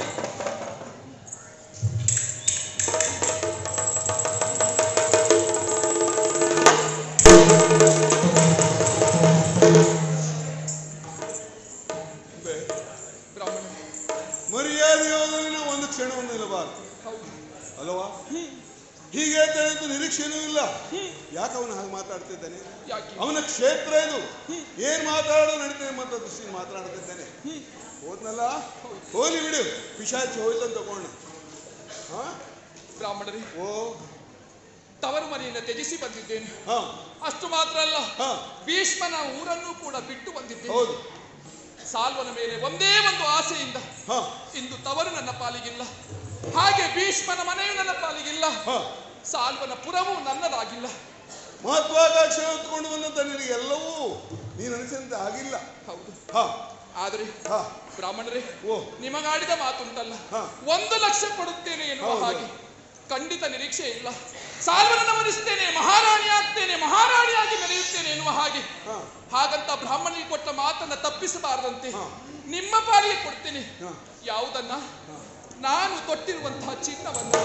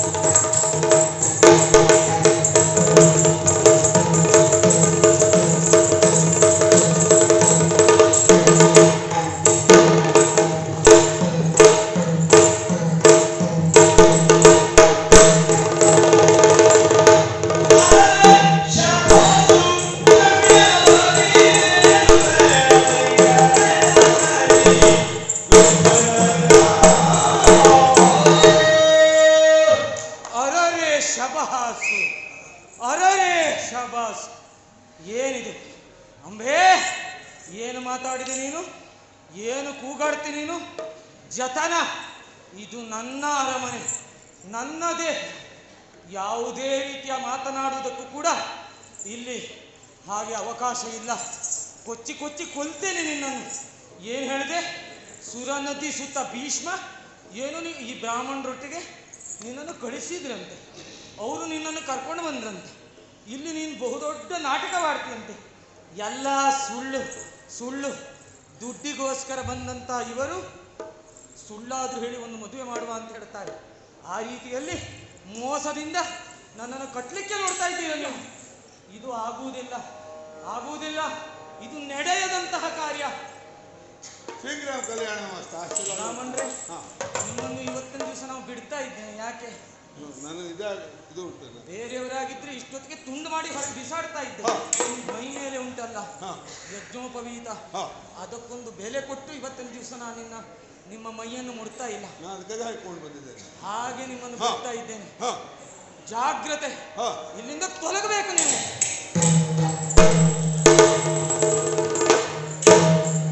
ಇಲ್ಲ ಬ್ರಾಹ್ಮಣರೇ, ಯಾವ ತಪ್ಪುಗಳನ್ನು ನಾನು ಮಾಡಿಲ್ಲವೋ ಅವೆಲ್ಲ ಅಪವಾದವನ್ನ ಸಾಲು ನನ್ನ ಮೇಲೆ ಹೊರಿಸುತ್ತಿದ್ದಾನೆ.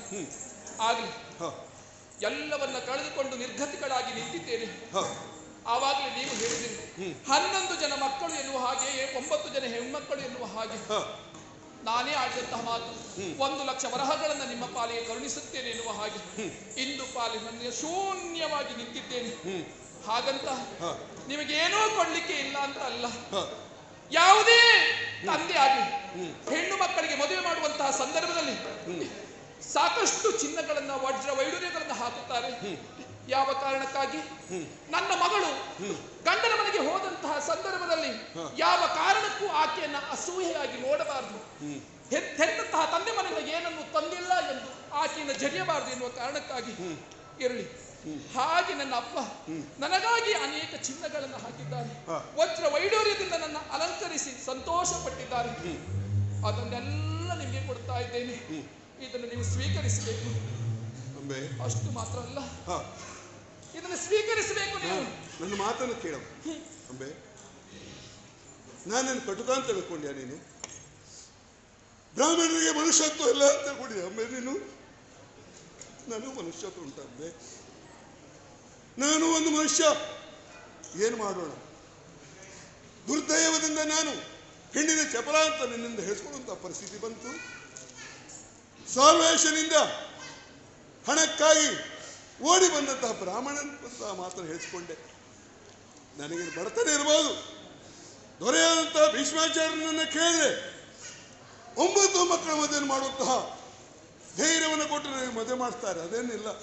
ಹಾಗಾದ್ರೆ ನೀನು ಕೊಟ್ಟಂತಹ ಈ ದ್ರವ್ಯವನ್ನು ನಾನು ತೆಗೆದುಕೊಂಡು ಹೋದ್ರೆ ನಾಳೆ ನನ್ನ ಮಕ್ಕಳನ್ನು ಮದುವೆಯಾಗಿ ಯಾರಾದರೂ ಇದು ಎಲ್ಲಿಂದ ಬಂತು ತಿಳಿದಾಗ ಆಗ ಏನಂತ ಗೊತ್ತಿದೆಯಾ? ಇಂಥವ್ರು ಕೊಟ್ಟಿದ್ರು. ತಂದೆ ತಾಯಿಗಳ ಮಾತನ್ನು ಕೇಳಿದೆ, ತಾನೇ ಯಥೇಚ್ಛವಾಗಿ ಗಂಡನ ಹುಡುಕಿದ್ರೆ ಏನಾಗ್ತಿದೆ ಎಂಬ ಪರಿಸ್ಥಿತಿ ನಂಬೇ ಕಾಲದಿಂದ ತಿಳಿದಂತಾಯ್ತು. ಅದರಿಂದ ದಯವಿಟ್ಟು ಇದು ಇಲ್ಲ. ಬ್ರಾಹ್ಮಣರೇ, ನಾನು ಕೊಟ್ಟಂತಹ ಚಿನ್ನವನ್ನ ಕೊಡುವಂತಹ ಸಂದರ್ಭದಲ್ಲಿ ನಿಮ್ಮ ಮಗಳು ಪ್ರಶ್ನಿಸುತ್ತಾಳೆ ಏನೆನ್ನುವುದಾಗಿ, ಈ ಚಿನ್ನ ಎಲ್ಲಿಯದು ಎನ್ನುವ ಹಾಗೆ. ಆಗ ನೀವು ಆಡಬೇಕು. ಯಾವ ಹೆಣ್ಣು ಮಗಳು ತಂದೆ ತಾಯಿ ಆಡುವಂತಹ, ತಂದೆ ತಾಯಿ ನೋಡಿದಂತಹ ಹೆಣ್ಣು ಮಕ್ಕಳನ್ನ, ಗಂಡು ಮಗನನ್ನ ಯಾರು ಮದುವೆ ಆಗದಿದ್ರು ಅಂಬೆಯ ಪಾಡಿನಂತೆ ಆಗ್ತದೆ ಎನ್ನುವ ಹಾಗೆ ಸ್ವೀಕರಿಸಬೇಕು. ಬೇಡ ಅಂದ್ರೆ ಒತ್ತಾಯದಿಂದ ಕೊಡ್ತಿದ್ಯಾ ಅಂಬೆ? ಏನ್ ಮಾಡೋಣ? ವಿಧಿ ಆಟ ಇದೆ. ನಿನ್ನನ್ನು ವಿಧಿ ಆಡ್ತಾ ಇದೆ. ಅಲ್ಲಿಂದ ಕರೆದು ನಿನ್ನನ್ನು ಈ ರೀತಿ ಪರಿಸ್ಥಿತಿ ಬಂದರೆ ವಿಧಿ ನಿನ್ನನ್ನು ಕಾಡ್ದ ಹಾಗೆ ನಿನ್ನ ಜೀವನ ಆಗಲಿ ಹೋಗ್ಬರ್ತದೆ.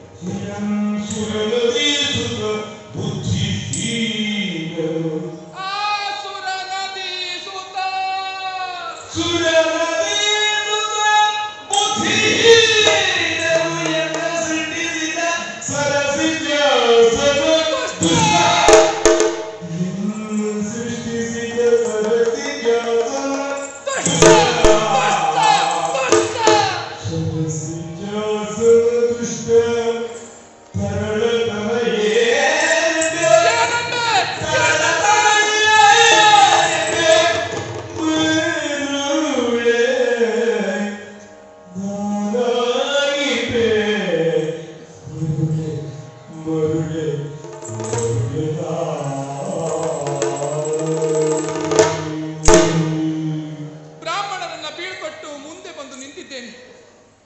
3 ದಾರಿ ಕೂಡುವ ಹಾದಿ. ಒಂದು ಕಡೆ ನನ್ನ ತವರಿನ ಕಾಶೀಪುರಕ್ಕೆ ಹೋಗುವ ದಾರಿ, ಇನ್ನೊಂದು ಕಡೆ ಸಾಲ್ವಭೂಮನ ನಗರಿಯನ್ನು ಸೇರುವಂಥದ್ದು, ಇನ್ನೊಂದು ಕಡೆ ಭೀಷ್ಮನ ನಗರಿ. ಈ ಯಾವ ಊರುಗಳ ದಾರಿಯನ್ನ ಹಿಡಿದಂತ ಸ್ಥಿತಿಯಲ್ಲಿ ಬಂದು ನಾನು ನಿಂತಿದ್ದೇನೆ. ಯಾರು ನನಗೆ ಯಾಕೆ ಹೀಗಾಗ್ತಾ ಇದೆ? ನಾನು ಮರಳು.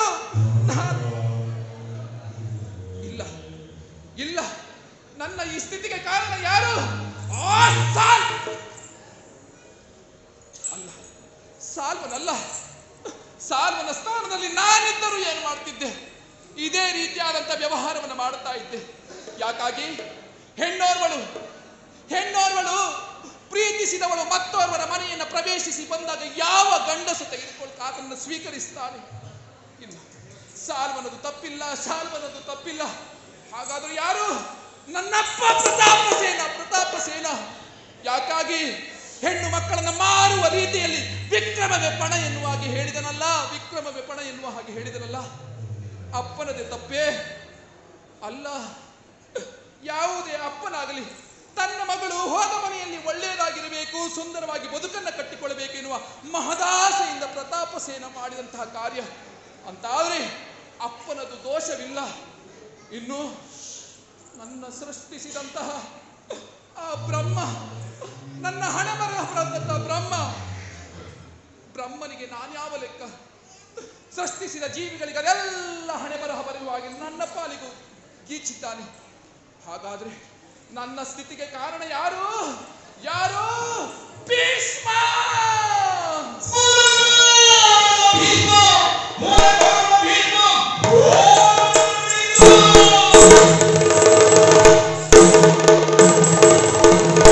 ಎಲ್ಲದಕ್ಕೂ ಕಾರಣ ಭೀಷ್ಮ. ಯಾಕೆ? ತುಂಬಿದ ಸಭೆಯಲ್ಲಿ ನಮ್ಮ ಅಭಿಪ್ರಾಯದ ಹೊರತಾಗಿಯೂ ಎಳೆದು ಸೆಳೆದವನು ಆತ. ಅಷ್ಟು ಮಾತ್ರ ಅಲ್ಲ, ಗೆದ್ದು ಬಂದಂತಹ ನಮ್ಮ ಹೆಣ್ಣು ಮಕ್ಕಳನ್ನು ವರಿಸದೆ ತಮ್ಮನಿಗಾಗಿ ಮೀಸಲಿಟ್ಟವ. ಇಲ್ಲ, ಭೀಷ್ಮನೇ ಕಾರಣ. ಬಿಡುವುದಿಲ್ಲ. ಭೀಷ್ಮ.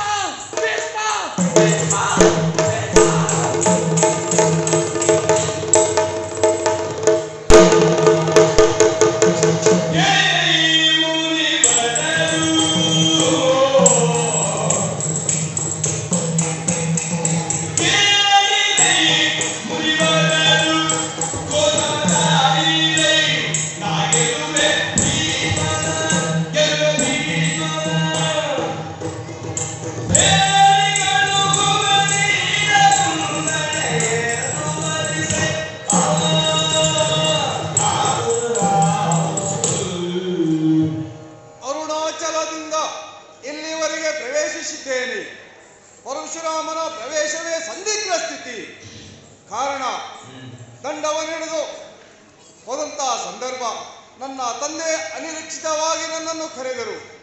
ಅಲ್ಲಿಯೂ ರಕ್ತದ ಒಕ್ಕುಳಿಗೆ ವಿದ್ಯೆಯನ್ನು ಪೂರ್ಣವಾಗಿ ಮುಗಿಸಿ ಬಂದ ನಂತರ ತಂದೆಯ ಮಾರಣ ಹೋಮ, ಕ್ಷತ್ರಿಯನಾದಂಥ ಕಾರ್ತಿವೀರ್ಯನಿಂದ ನನ್ನ ತಂದೆಯ ಮರಣ, ನನ್ನ ತಾಯಿಯಾದಂಥ ರೇಣುಕಾದೇವಿ 21 ಬಾರಿ ಎದೆಗೆಯನ್ನು ಪಡೆದು ಹೋಗುತ್ತಿದ್ದಾಳೆ. ಆ ಕಾರಣದಿಂದ 21 ಬಾರಿ ಭೂಲೋಕವನ್ನು ಪ್ರವೇಶಿಸಿ ಕ್ಷತ್ರಿಯರನ್ನು ಸರ್ವನಾಶ ಮಾಡಿದ್ದೇನೆ. ಹಾಗೆಯೇ ಈ ಪ್ರಪಂಚದಲ್ಲಿ ಬ್ರಾಹ್ಮಣರೊಬ್ಬರೇ ಎಂದು ತಿಳಿದುಕೊಂಡವ ನಾನು. ಆದರೆ ಇಂದಿನ ಸಂದಿಗ್ಧ ವಿಧಿಯೊಂದು ಬಂದೊಳಿತು. ಋಷಿ ಮುನಿ ಬಭ್ರುವಾನ ಬಂದು, ಆಚಾರ್ಯರೇ, ನಿಮ್ಮಿಂದ ನ್ಯಾಯವನ್ನು ಒದಗಿಸಬೇಕೆಂದು ಹೇಳಿದರು. ಏನೆಂದು ಕೇಳುವಾಗ ನನ್ನ ಶಿಷ್ಯನಾದಂಥ ಭೀಷ್ಮನಿಂದ ಅಂಬೆಗೆ ಅನ್ಯಾಯವಾಗಿದೆ ಎಂದು. ಆದ್ದರಿಂದ ಅವರಿಗೆ ಅಭಯವನ್ನು ಕೊಟ್ಟಿದ್ದೇನೆ. ನನ್ನ ಶಿಷ್ಯನಾದಂಥ ಭೀಷ್ಮನಿಗೆ ಕರೆಯನ್ನು ಕೊಟ್ಟಿದ್ದೇನೆ. ಕುರುಕ್ಷೇತ್ರದಲ್ಲಿ ಕಾಯುತ್ತಾ ಇದ್ದೇನೆ. ಅವನ ಬರುವಿಕೆಗಾಗಿ ಕಾಯುತ್ತೇನೆ.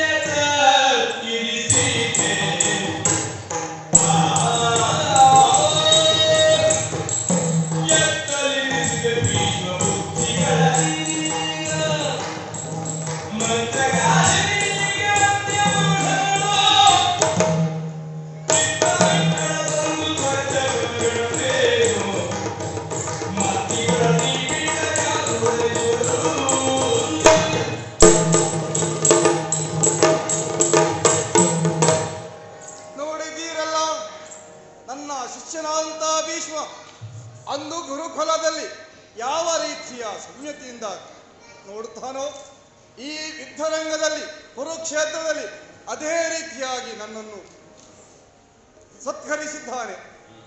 ಆದರೆ ನನ್ನ ಶಿಷ್ಯನನ್ನು ಹೊಗಳುವುದಕ್ಕಾಗಿ ಬಂದವನಲ್ಲ, ಅವನು ಮಾಡಿದಂಥ ಕೃತ್ಯವನ್ನು ಕೇಳುವುದಕ್ಕಾಗಿ ಬಂದವ. ಎಲ್ಲೋ ಭೀಷ್ಮ, ಗುರುದೇವ, ಎಂಥ ಕಾರ್ಯವನ್ನು ಮಾಡಿದ್ದೆ ನೀನು? ಏನಾಗಿದೆ? ಯಾಕೆಂದ್ರೆ ಅಂಬೆಯ ಪ್ರಕರಣದಲ್ಲಿ ಎಂಥ ನಿರ್ಧಾರವನ್ನು ಕೈಗೊಂಡೆ. ಯಾಕೆಂದ್ರೆ ನಿನ್ನನ್ನು ಭೀಷ್ಮ ಎಂದು ಕರೆಯುವುದರ ಬದಲು ದೇವವ್ರತ ಎಂದು ಕರೆಯುತ್ತೇನೆ. ಅಂದು ದೇವವ್ರತನಾಗಿ ನನ್ನ ಗುರುಕುಲದಲ್ಲಿ ಅದೆಷ್ಟೋ ಕಾಲ ಕಳೆದವ ನೀನು ನನ್ನೊಬ್ಬನಲ್ಲೇ ವಿದ್ಯಾಭ್ಯಾಸ ಕಲಿತವನಲ್ಲ, 4 ಮಂದಿ ಗುರುಗಳಿಂದ ವಿದ್ಯಾಭ್ಯಾಸವನ್ನು ಕಲಿತವ. ನಿಜ. ಆದರೆ ಇಂದು ನೀನು ಮಾಡಿದಂತಹ ವ್ಯವಹಾರ ನಿನ್ನ ಬುದ್ಧಿಯಲ್ಲ ಹೋಗಿತ್ತು. ಒಬ್ಬ ಕಾಡ ಬೇಡನು ಅಸ್ತಿನಾವತಿಯ ಬಾಗಿಲನ್ನು ತಟ್ಟುತ್ತಾನಂತಾದರೆ ನಿನ್ನ ಬುದ್ಧಿ ಏನಾಗಿದೆ? ಅಂಬೆಯ ಪ್ರಕರಣದಲ್ಲಿ ಯಾಕೆ ಹೀಗೆ ನಡೆದುಕೊಂಡೆ? ಎಲ್ಲವನ್ನು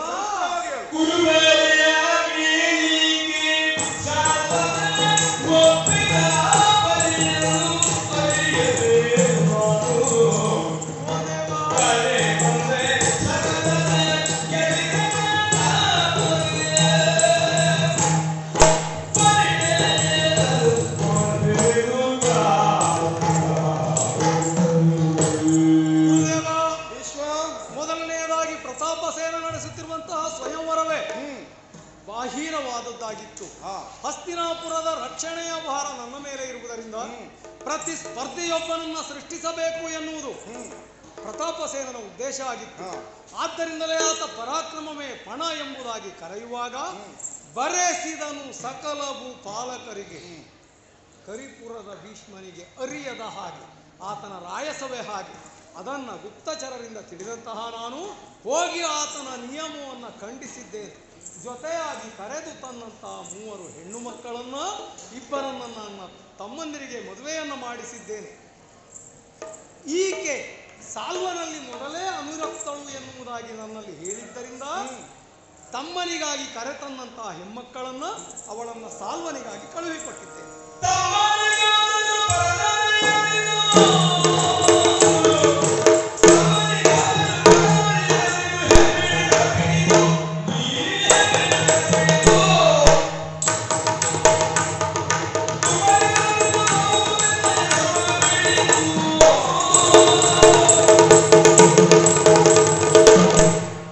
ವಿಶ್ವ ಗುರುದೇವ.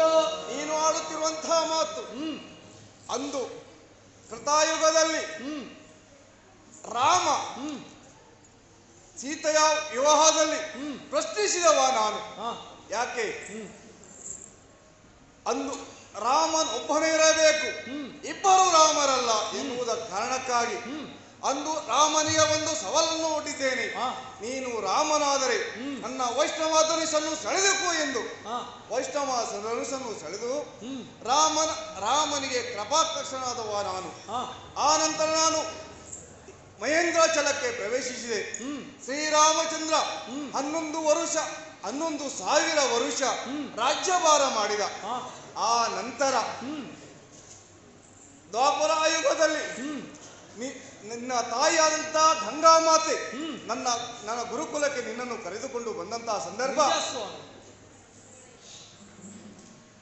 ವಿದ್ಯಾಭ್ಯಾಸವನ್ನು ಹೇಳಿಕೊಡಲಾರೆಂದು ನಿರಾಕರಿಸಿದವ ನಾನು. ಕ್ಷತ್ರಿಯರಿಗೆ ವಿದ್ಯಾಭ್ಯಾಸ ಹೇಳಿಕೊಡಲಾರೆಂದು. ಆದರೆ ನಿನ್ನ ಮುಖವನ್ನು ನೋಡಿದಾಗ ಕೃತಾಯುಗದ ರಾಮನ ಮುಖವನ್ನು ನೋಡಿ ನಿನ್ನ ಮುಖ ಅವಿನಾಭಾವದಿಂದ ರಾಮನೆಂದು ಸಂಭವಿಸಿ ಶಿಷ್ಯನಾಗಿ ಪಡೆದೆ ನಾನು. ಅಂದು ಗುರುಕುಲದಲ್ಲಿ ಇದ್ದಂತಹ ನೀನು ಇಂದು ಪ್ರತಿಜ್ಞಾಬದ್ಧನಾಗಿ ಭೀಷ್ಮನಾದೆ. ನೀನು ತಮ್ಮನಿಗೆ ಮದುವೆ ಮಾಡುವುದಾದರೆ ನೀನು ಕಾಶಿ ದೇಶಕ್ಕೆ ಹೋಗಿದ್ದೇ ತಪ್ಪು. ಅಷ್ಟೇ ಅಲ್ಲ, ಆ ಮೂವರನ್ನು ಕರೆತಂದು ಇಬ್ಬರನ್ನು 1 ಮಾಸದ ನಂತರ ನಿನ್ನ ತಮ್ಮನಿಗೆ ವಿವಾಹ ಮಾಡಿದೆ. ಇಬ್ಬರನ್ನು ಅಂಬೆ ನಿರಾಕರಿಸಿದಳು. ಸ್ವಪ್ನ ದೇಶದ ಅಧಿಕಾರಿ ಅಂತ ಸಾಲ್ವನಡಿಗೆ ಕಳಿಸಿಕೊಟ್ಟೆ. ಅದು ನೀನು ಮಾಡಿದ್ರು 2 ತಪ್ಪು. ಅವಳ ಬಯಕೆ ಅದು. ಕರೆತಂದಿದ್ದು ನೀನು, ಕಳಿಸಿಕೊಟ್ಟಿದ್ದು ರಥ ಬ್ರಾಹ್ಮಣರಿಂದ. ನಿನ್ನ ಬುದ್ಧಿ ಎಲ್ಲಿ ಹೋಗಿದೆ? ಆದರೆ ನೀನು ಮಾಡಿದಂತ ತಪ್ಪಿನಿಂದ ಇವತ್ತು ನೀನೇ ಸರಿಪಡಿಸಬೇಕು. ಏನು ಮಾಡ್ಬೇಕು? ನೀನೇ ಮದುವೆಯಾಗಬೇಕು. ಸಾಧ್ಯ ಇಲ್ಲ.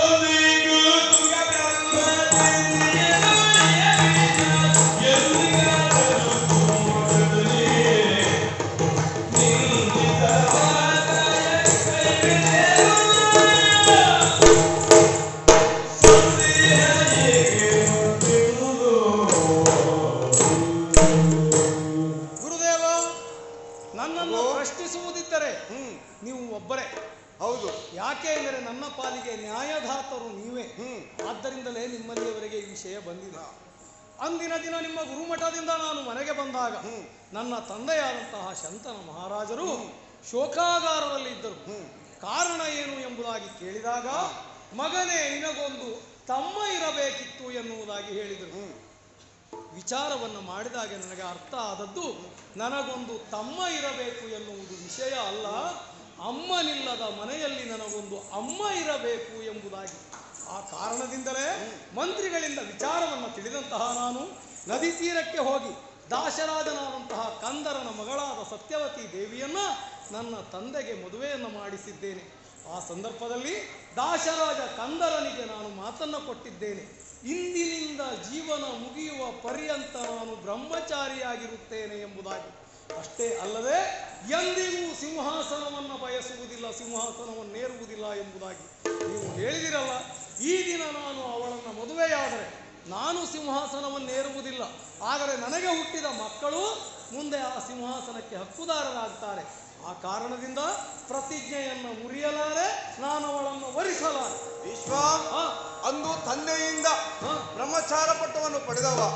ಆದರೆ ನಿನ್ನ ತಂದೆ ಇವಾಗ ಇದ್ದಾರಾ? ಇಲ್ಲ. ತಂದೆಯ ಸ್ಥಾನದಲ್ಲಿ ಗುರುವಾದಂತ ನಾನಿರುವಾಗ ನಾನೇ ಹೇಳುತ್ತೇನೆ, ನೀನು ವಿವಾಹವಾಗಬೇಕು. ಸಾಧ್ಯ ಇಲ್ಲ. ಯಾಕೆ ಆಗುವುದಿಲ್ಲ? ಆಗಬೇಕು.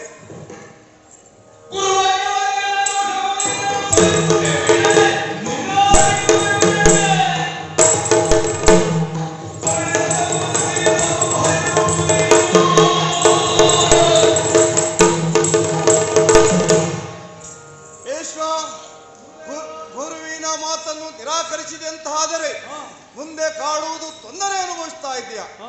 ಒಂದು ಹೆಣ್ಣಿನ ಕಣ್ಣೀರಿಗೆ ಕಾರಣಕರ್ತನಾಗುತ್ತೀಯ. ಹೆಣ್ಣಿನ ಕಣ್ಣಿಗೆ ಕಾರಣಕರ್ತನಾಗುತ್ತೀಯ ನೀನು.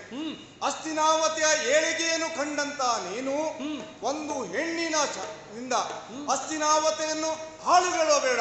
ನನ್ನ ಮಾತಿನಿಂದ ಮದುವೆಯಾಗು, ಇಲ್ಲದೇ ಇದ್ದರೆ ಯುದ್ಧಕ್ಕೆ ನೀಯಾಗು. ಗುರುದೇವ, ನಿಮ್ಮ ಜೊತೆಯಲ್ಲಿ ಯುದ್ಧವನ್ನು ಮಾಡಬೇಕಾ?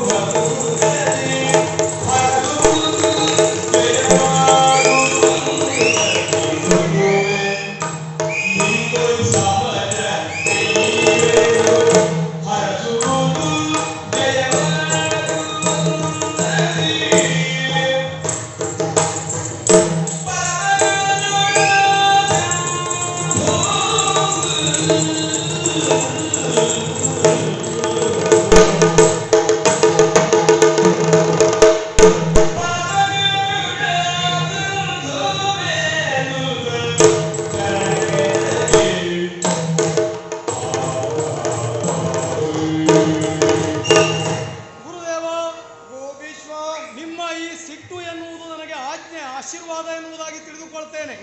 ನಿಮ್ಮೊಂದಿಗೆ ನಾನು ಹೋರಾಟವನ್ನು ಮಾಡಬೇಕಲ್ವಾ? ನಿಮ್ಮೊಂದಿಗೆ ನಾನು ಸಮರವನ್ನು ಮಾಡ್ತೇನೆ. ನಡೆಯುವಂತಹ ಸಮರದಲ್ಲಿ ಶಿಷ್ಯನಾದ ಭೀಷ್ಮನಿಗೆ ಜಯ ಆಗಲಿ ಅಂತ ಒಂದು ಆಶೀರ್ವಾದ. ಪರೋಕ್ಷವಾಗಿ ಗುರು ಸೋಲಬೇಕೆಂದು ಅನಿಸ್ತಾ ಇದೆ ನನ್ನ ಮಾತಿನ ವಿಚಾರ. ಮಗು, ಯುದ್ಧದಲ್ಲಿ ಧರ್ಮವೇ ಗೆಲ್ಲಬೇಕು. ಅಂಬೆಯ ವಿಚಾರದಲ್ಲಿ ನೀನು ಸತ್ಯವಾಗಿದ್ದರೆ ನೀನು ಜಯವಾಗುತ್ತೀಯ. ಮಾಡುವಂತಹ ಯುದ್ಧದಲ್ಲಿ ನಿರ್ಣಯ ಆಗುತ್ತದೆ. ಧರ್ಮಕ್ಕೆ ಜಯ.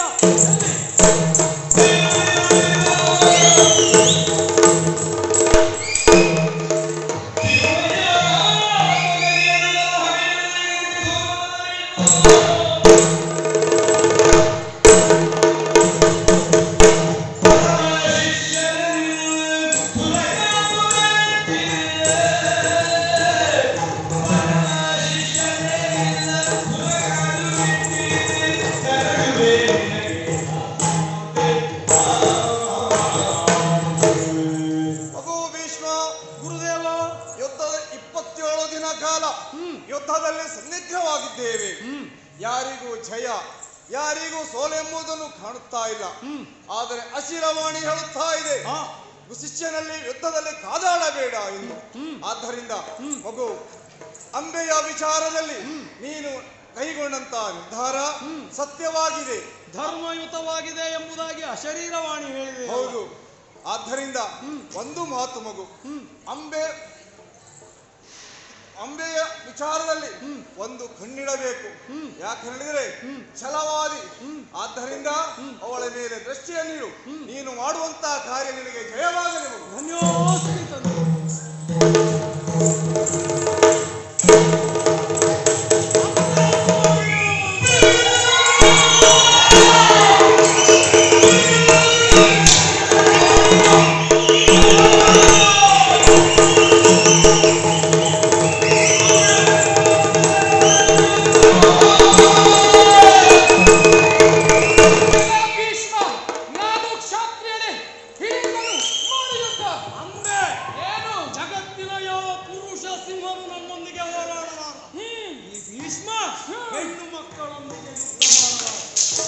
ನೀನು ಹೆಣ್ಣಿನೊಂದಿಗೆ ಯುದ್ಧ ಮಾಡುವುದಿಲ್ಲ. ನಿನ್ನನ್ನ ಸೋಲಿಸುವ ಗಂಡು ಯಾರಿಲ್ಲ ಜಗತ್ತಿನಲ್ಲಿ.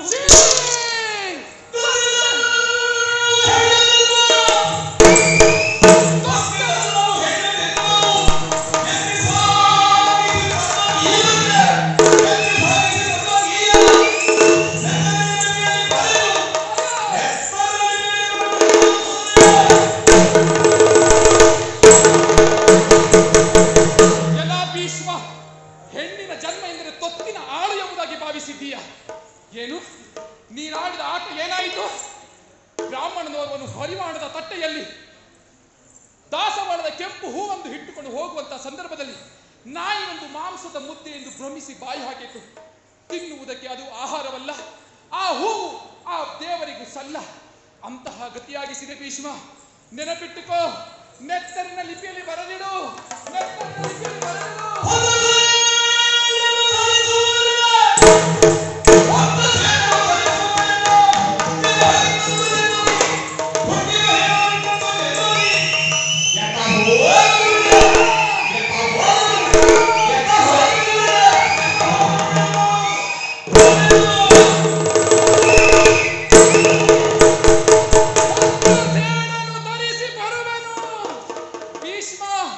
ನೆನಪಿಟ್ಟುಕೋ, ಯಾವುದಾದರೂ ವ್ಯಕ್ತಿಯ ಆಸೆ ಇಟ್ಟು ಸತ್ತ ಅಂತ ಹೇಳಿದ್ರೆ ಅವನಿಗೆ ಪುನರ್ಜನ್ಮ ಲಭಿಸ್ತದಂತೆ.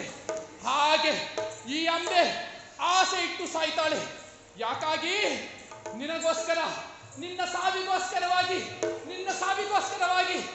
ಯಾವ ವಂಶಕ್ಕಾಗಿ ದುಡಿದೆ? ಯಾವ ವಂಶಕ್ಕಾಗಿ ದುಡಿದೆ? ಚಂದ್ರ ವಂಶಕ್ಕಾಗಿ. ನಾಶವಾಗಿ ಹೋಗಲಿ.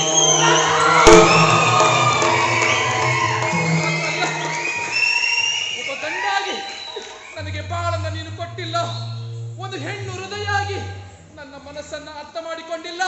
ನಿನಗೆ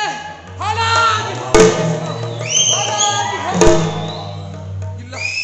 ಮುಂದೊಂದು ಜನ್ಮದಲ್ಲಿ ನಾನು ಹೆಣ್ಣಾಗಿಯೋ ಗಂಡಾಗಿಯೋ ಹುಟ್ಟಿ ನನ್ನ ಸೇಡನ್ನು ತೀರಿಸಿಕೊಳ್ತೇನೆ. ಅದು ಉರಿಯುತ್ತಿರುವ ಬೆಂಕಿಯಲ್ಲಿ ಹಾರಿ ನನ್ನ ಪ್ರಾಣ ಮಾಡ್ತೇನೆ.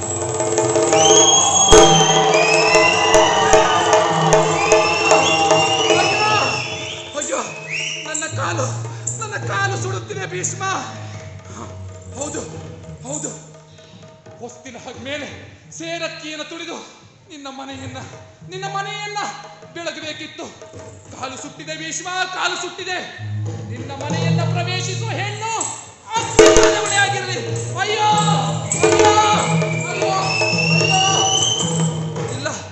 ಇಲ್ಲ, ನನ್ನ ತೊಡೆ ಸುಟ್ಟಿತ್ತು ಭೀಷ್ಮ, ನನ್ನ ತೊಡೆ ಸುಟ್ಟಿತ್ತು.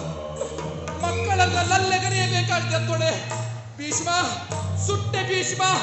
ನಿನ್ನ ಮನೆಯ ಮಕ್ಕಳ ತೊಡೆ ಮುರಿದು ಹೋಗಲಿ. ಅಯ್ಯೋ, ಹೊಟ್ಟೆ ಅಯ್ಯೋ, ಹೆಂಡತನದ ಗರ್ಭವನ್ನು ಧರಿಸಬೇಕಾದಂತ ಹೊಟ್ಟೆ ಸುಡುತ್ತಿದೆ ಭೀಷ್ಮ. ನಿನ್ನ ವಂಶದಲ್ಲಿ ಯಾರಿಗೂ ಪೂರ್ಣ ಪ್ರಮಾಣದ ತಾಯ್ತನದ ಭಾಗ್ಯ ದಕ್ಕದೆ ಹೋಗಲಿ. ಅಯ್ಯೋ, ನನ್ನ ಕೂದಲು ಸುಡ್ತಾ ಇದೆ ಭೀಷ್ಮ. ಸುಟ್ಟ ಕೂದಲಿನ ಕಮಟು ವಾಸನೆ. ನಿನ್ನ ವಂಶದಲ್ಲಿ ಯಾರಿಗೂ ಮುಡಿ ಕಟ್ಟುವ ಭಾಗ್ಯ ಸಿಗದಿರಲಿ. ಅಯ್ಯೋ, ಭೀಷ್ಮ, ಕಣ್ಣು ಸುಟ್ಟಿತು ಭೀಷ್ಮ. ನಿನ್ನ ವಂಶದಲ್ಲಿ ಹುಟ್ಟಿರುವ ಮಗು ಕುರುಡಾಗಿ ಹುಟ್ಟಲಿ. ಅಯ್ಯೋ, ನೋಡು, ನಗು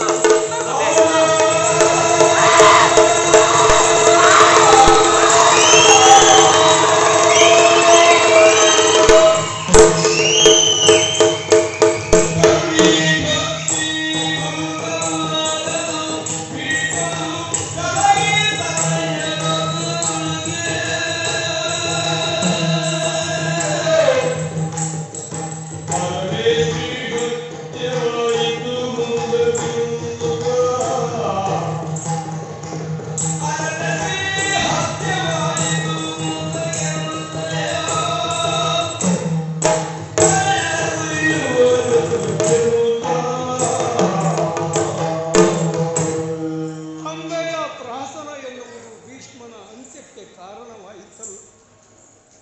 ಹಸ್ತಿನಾಪುರದ ಈ ರಣಾಂಗಣ ಎನ್ನುವಂತಹದ್ದು ಹೆಣ್ಣಿನ ಹನನಕ್ಕೆ ಕಾರಣವಾಗಿ ಹೋಯಿತಲ್ಲ. ಯಾವ ಹಸ್ತಿನಾಪುರದ ಕುರು ವಂಶವನ್ನು ಬೆಳೆಸಬೇಕು ಎನ್ನುವ ಬಯಕೆಯನ್ನು ಹುಟ್ಟಿದ್ದೆನೋ, ಈ ಅಂಬೆಯ ಪ್ರಹಸನದಿಂದ ನನ್ನ ವಂಶ ಎನ್ನುವುದು ಉರಿದು ಹೋಗುವ ಕನಸು ಕಾಣುವಂತಾಯಿತಲ್ಲ. ಭಾರವಾದ ಮನಸ್ಸನ್ನು ಹೊತ್ತು ಹನಮನೆ